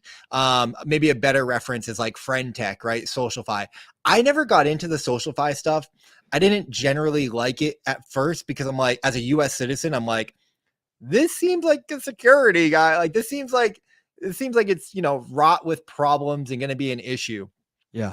And then I heard a story of someone starting like Musicfy or something like that, where they essentially had like Taylor Swift's Spotify profile as like a, you know, Socialfy crypto thing, right? And the example that they gave, whether, you know, the merits of the project, I'm not sure, but the example that they gave was like, imagine Taylor Swift could earn, you know, money every time that her song streamed on Spotify, right? Imagine Spotify was a crypto, you know, platform, and you know, the creators, the artists could share in the revenue, right? Isn't that what one of the reasons we're all here for and really excited? And it's like you could claim your profile and earn in that rev share of people, you know, speculating on things. And it just kind of clicked for me of like, yeah, in a free and open digital world where me as a sovereign citizen, again, I'm very libertarian in my like kind of core beliefs in terms of like do what you want to do. Like, let me do what I want to do. As long as I'm not hurting anybody, you know, doing anything illegal or anything like that, like, you know, fair game. And so I'm like, yeah, in that world that I fundamentally believe in, yeah, if Taylor Swift wants to launch a token or whatever, and people want to buy it and play with it or whatever and trade it, speculate, sure. Like, who am I to tell someone that you can't do that with your money, right? So it just kind of opened up my mind very much to, yeah, the tokenization of everything. I think we're going to see a lot of that speculation, a lot of that. And to your point, very interestingly, we have a founder in our space, very loved and prevalent. His name is Sinjin. He was the creative director for PokerStars. He basically legalized online poker in Macau and Asia back in early, you know, the 2010s. Yeah. And he's building a really interesting game called My Angry Yakuza Girlfriend. It's very fun. Love it. What a great fun title. Yeah. And he's launching a meme token. And he tweeted this out. It's really cool. He said, Web3 gaming, a token thesis. And it maps perfectly onto what you said, Evan. He says, meme coins for attention, utility tokens for gameplay revenue, governance token for growth, like abstract the function. One coin cannot rule them all. And he's got multiple kind of NFTs, and he's kind of exploring that design space, if you will, from the token side and communication and medium side. So I love what you said. Man, I think that it's such a no-brainer. And my favorite example, you mentioned Taylor Swift. I tell this to Alex and everybody watching all the time, is imagine if when Taylor Swift performed her middle school talent show, that instead of a program, you got a token. Yeah. That 100 other people had, how valuable that rookie card of Taylor Swift fandom would be. And it's not even a thing you would have had to buy. It's just most of the value in the world is not tangible. Yeah. And it is certainly not fungible. Not to mention so the permanent ability of her to be able to track those down and do things with them without ever needing to compromise anyone's personally identifiable information to do it is bonkers cool. It's huge. Well, I love that we just said that, right? Because it ties so perfectly. So Off the Grid launched yesterday with this massive Ninja announcement. He has a skin, an NFT within the game. I was able to claim that I can claim because I'm one of their subscribers, like the battle pass, you know, I pay them $12 a month, and I happily pay Off the Grid right now $12 a month. Because I just love the game. I'm having so much fun in it. Yes, I want the holder perks and the extra benefits For sure. and the, you know, the extra skins. So I was able to mint essentially the 187th Ninja skin in Off the Grid on launch day. That's Wow. dope. Wow. And like I'm like, I feel like that's a good number. I feel like it's rare. And then Tim the Tap Man was streaming later on, and he was talking about when he was talking to his chat, and he was like, wait, so I can trade these on the marketplace? Like my ninja skin I can trade right now?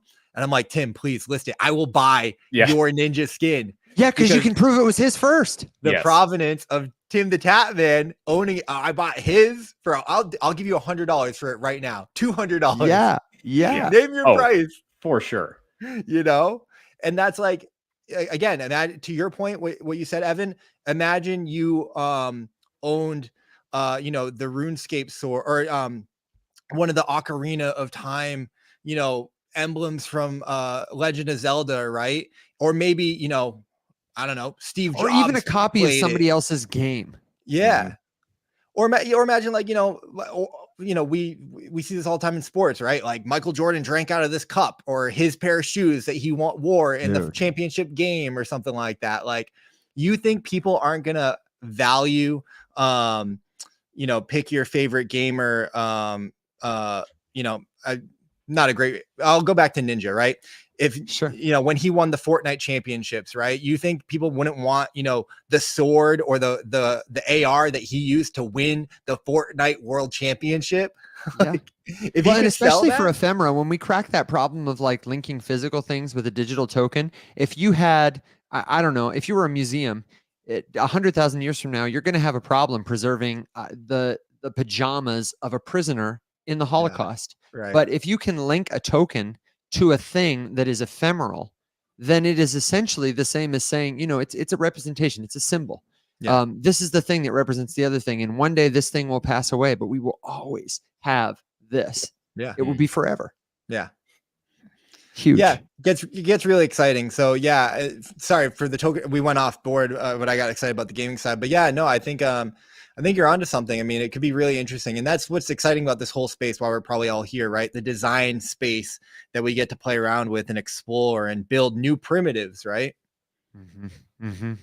Now, Icy, man, you've been so generous with your time. We usually stream for about 2 hours, and I know we're coming up on that mark, and I want to give you a second to prepare any kind of last thoughts. I have some more time I can go over if there's something you want to touch on, but we always usually go around and do audience last thoughts. If people have final questions, suggestions, good jokes, words of wisdom, and then we like to give our guests the opportunity to do that kind of stuff too. So as you think about your last thoughts, gather your last thoughts, are there any other topics you want to touch on? And if not, can you remind everybody about your platform, where they can find you if you've got anything coming up that they can support?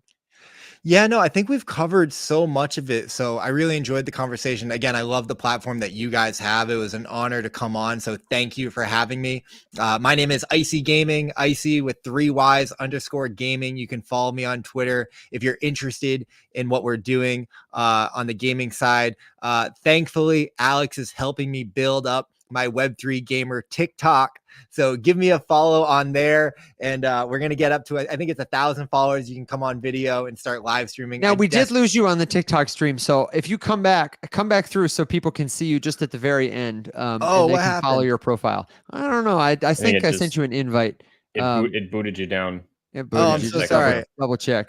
I'll send you Don't another worry. invite. We didn't lose sound. We got your Yeah, we voice got your this whole sound. thing, so no worries. Yeah. I think I just requested to come back up. My apologies. Yeah. It means, let me mute gotcha. myself. There we go.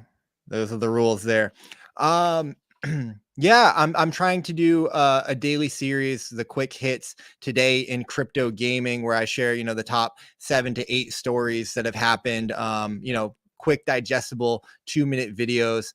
Going to be posting more of them on TikTok and trying to build on that platform. But if you guys are gamers, you like playing some games, and you're crypto native, you love crypto, there's a lot of great games building in the space that you might fall in love with, that you might be really fascinated with. And So I encourage you to check them out and really just keep following what these guys are doing. Alex and Evan are shining like pillars in a sea of sometimes craziness. So I appreciate what you guys are doing. Continue to like do good things in the space, do good things in the world. That's like what we need and what we're all here for. Be kind to each other, and thank you for having me, and I'd love to do it again sometime. Heck yeah, man. Next time we can do it at your house. Yeah, Absolutely. let's go. Yes. I was gonna say, you know, it'd be fun.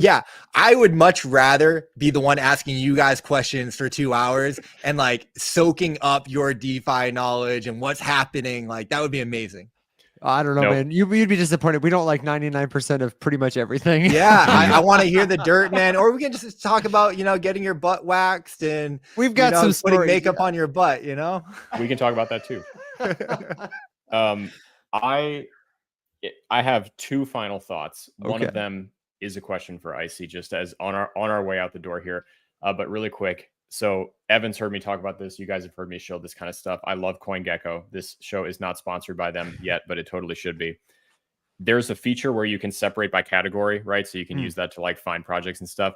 Evan, I just found the single greatest category, and CoinGecko are such legends for putting this as a category because there's so much shade in this thing, and I just think this is epic. And I can't wait. Let me actually pull it up on this laptop Oh so my I can do the God. screen share.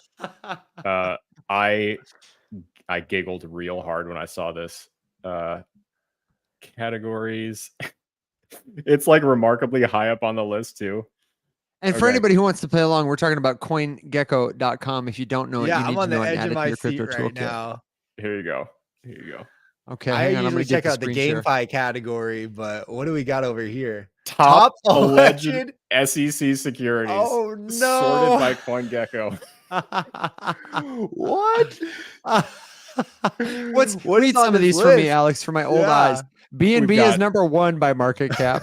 BNB, Solana, Tron, Ton, Cardano, Near, ICP, Filecoin, like the big ones. Crypto tokens you know and love. And I'm obsessed with this. Wow. I've never seen this category before. That I think this is- is new because I do check the list regularly. And as soon as I saw this, I was like, that's my final thought for the show tonight. That is To such your a treasure. point, Evan, everything's becoming a meme. I mean, I want to mint this this moment. Yeah, on honestly, Shape. you could.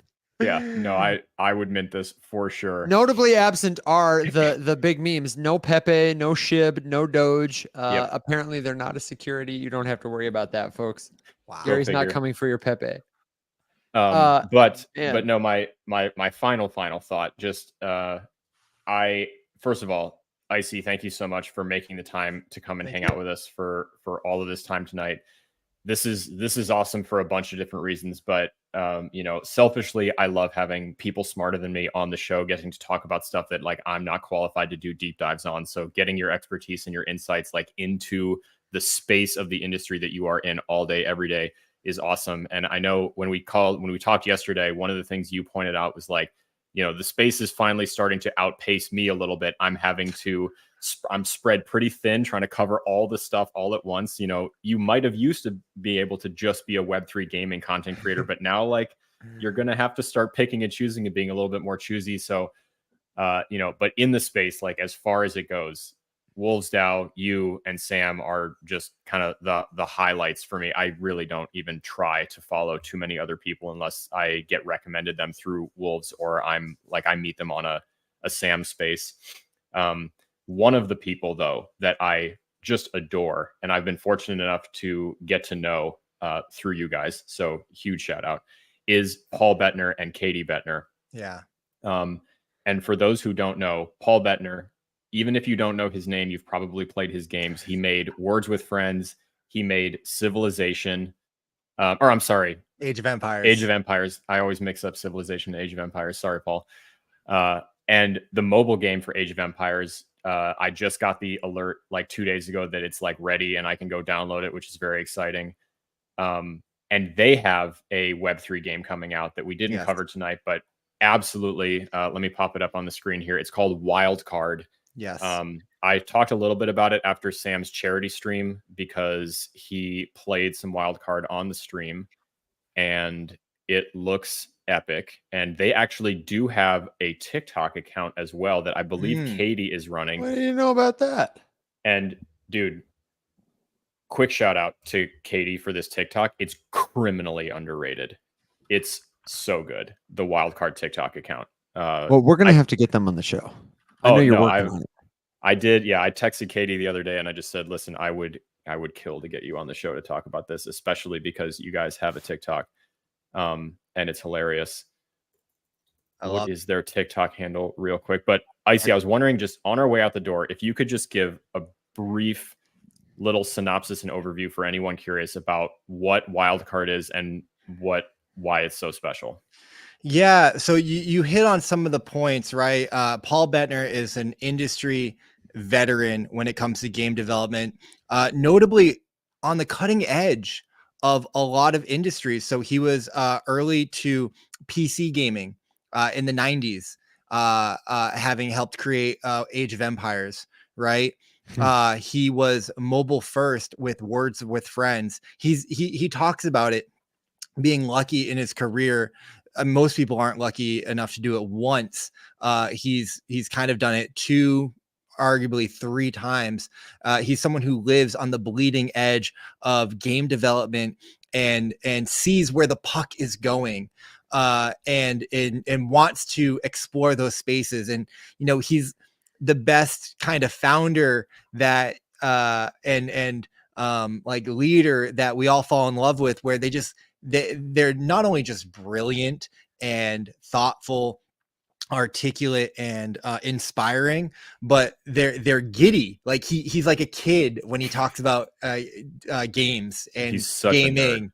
Yeah, he's a nerd and he loves it. And he's just like, he's here. He doesn't need the money. He doesn't, he sold Words with Friends to Zynga for $180 million.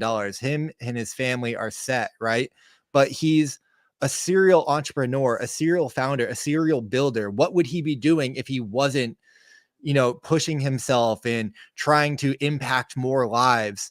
So to have someone like that who sees what we see in crypto, in blockchain, and be working on this game Wildcard, where he's trying to do something that he's never done before and looking for a solution and has like a vague idea, and then comes into blockchain, gets introduced to blockchain, and is like, oh, like, yeah, that's it. That's what I've been looking for. That's what I wanted. And like, oh, it exists. Like, amazing. This is where this is the next evolution of what players, gamers, studios, the relationship, right? Crypto is all about incentive alignment, right? It's all about giving power back to the people. Unfortunately, gaming is a space in an industry where, again, to the victor go the spoils.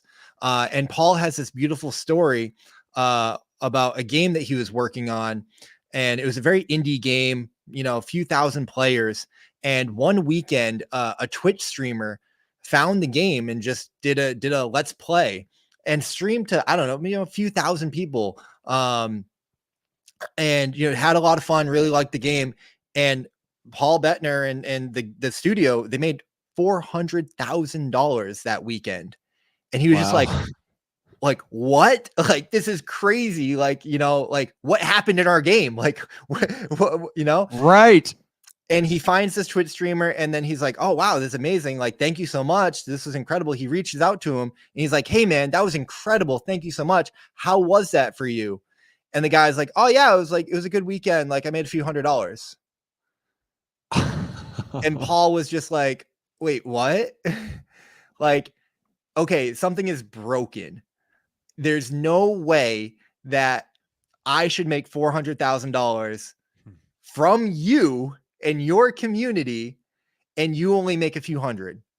He's like, that's what's wrong with gaming. That's what's wrong with a lot of these corporations, these intermediaries, these counterparts, the centralized servers and powers that be. And he's like, no. Like, that's not the future of humanity. That's not the future of society. So that's at the core ethos of what he's building with Wildcard, and most recently announced and revealed ultimately the platform that is going to be thousands.tv.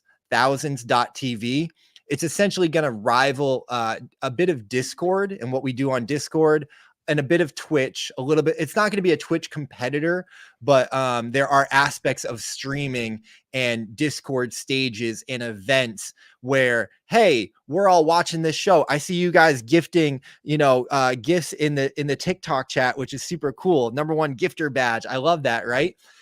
Thousands.tv is going to be a crypto native, Web3 native platform where someone can be watching the stream, not only engaging with it, and directing some of the aspects that happen live in it, but also being rewarded an NFT natively on the platform. It's a grandiose vision. It's so exciting. It's so cool.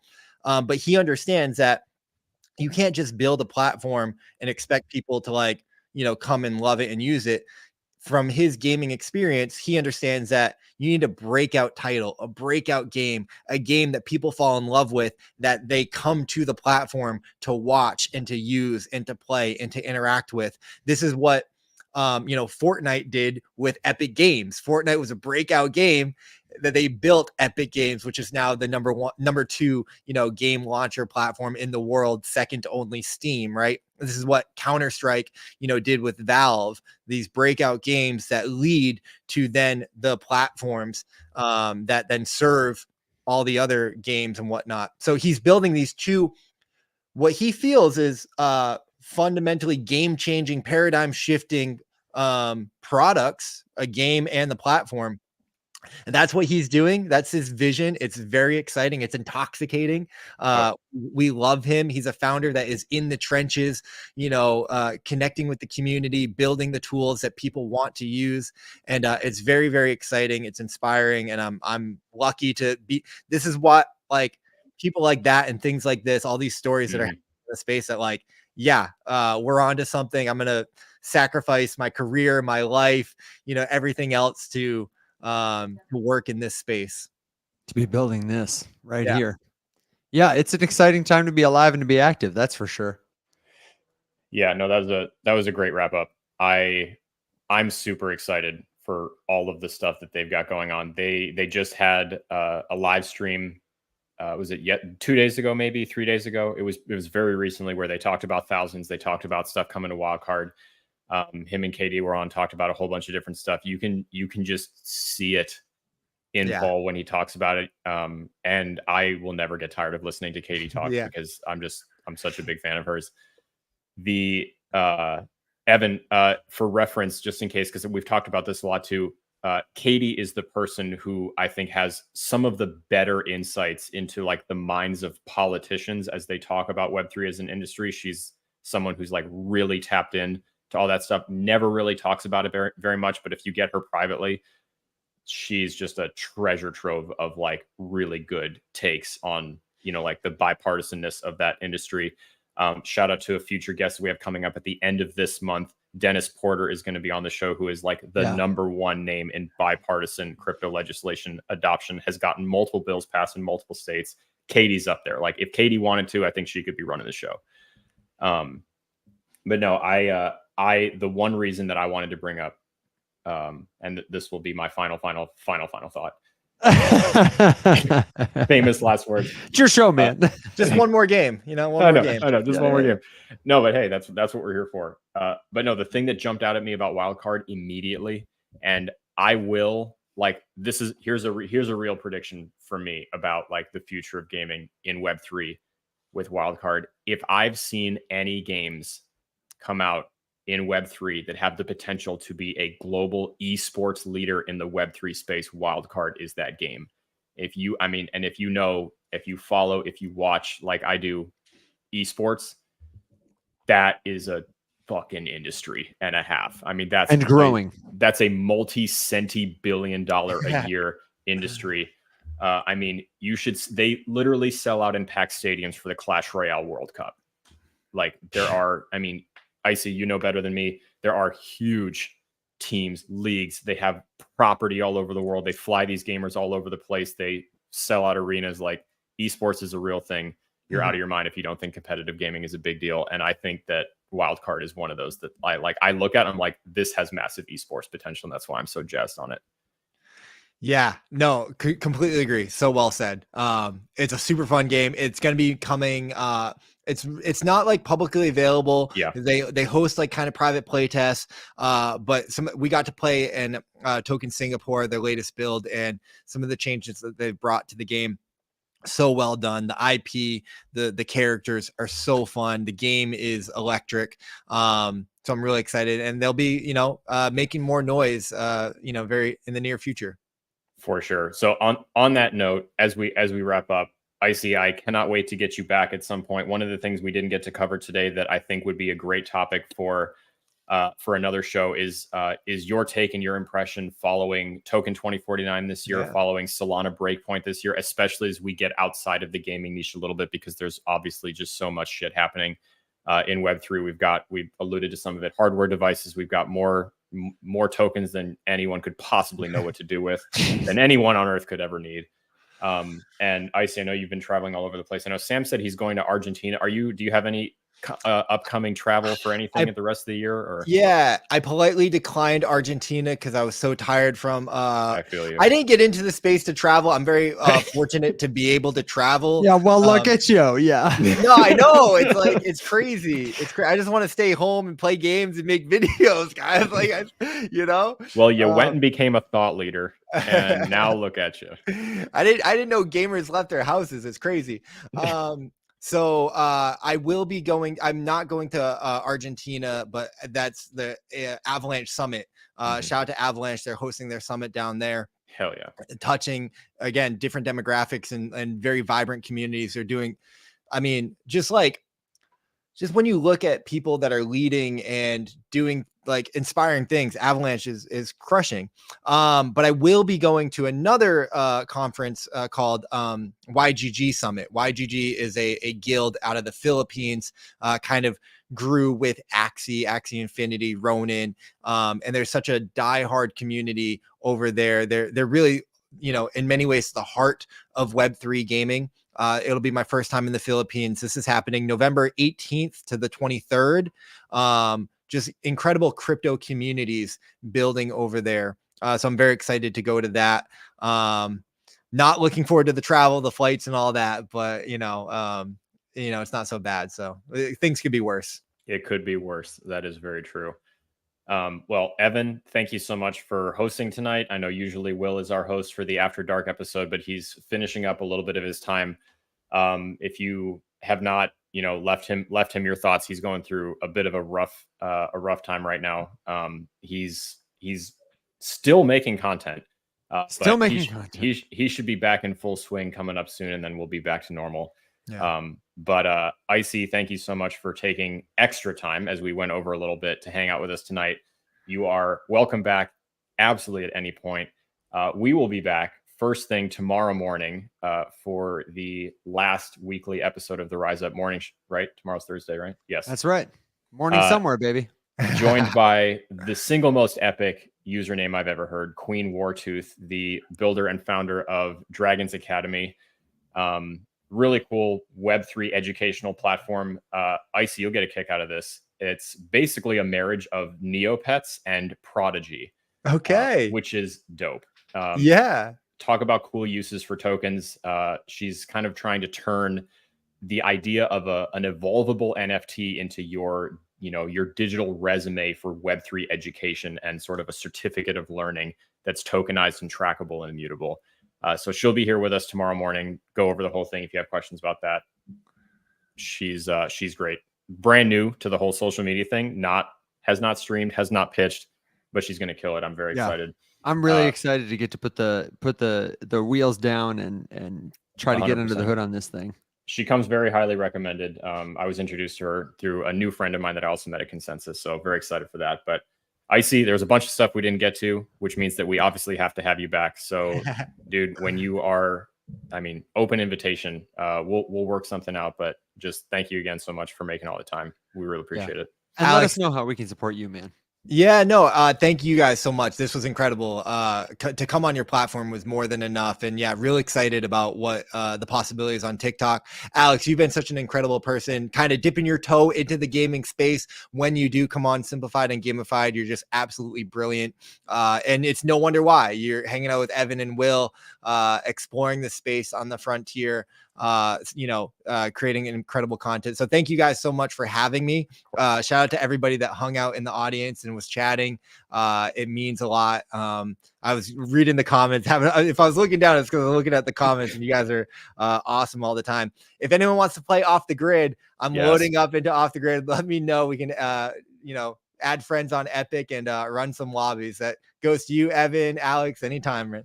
Oh, I'll get Man, you. I'll thank get you for so sure. much. Thank you. And thank you, everybody. Like Icy said, you guys are the best part of Rise Up After Dark. Be sure to snag all the links at the riseupmorningshow.com. Join us in the Discord at discord.gg/riseup. We'll put all of Icy's links there, and we will be back same time, same place tomorrow morning for another great morning show, 7 a.m. Central Standard Time. The only thing that's missing is you. Be well, my friends. And until then, everybody, rise up.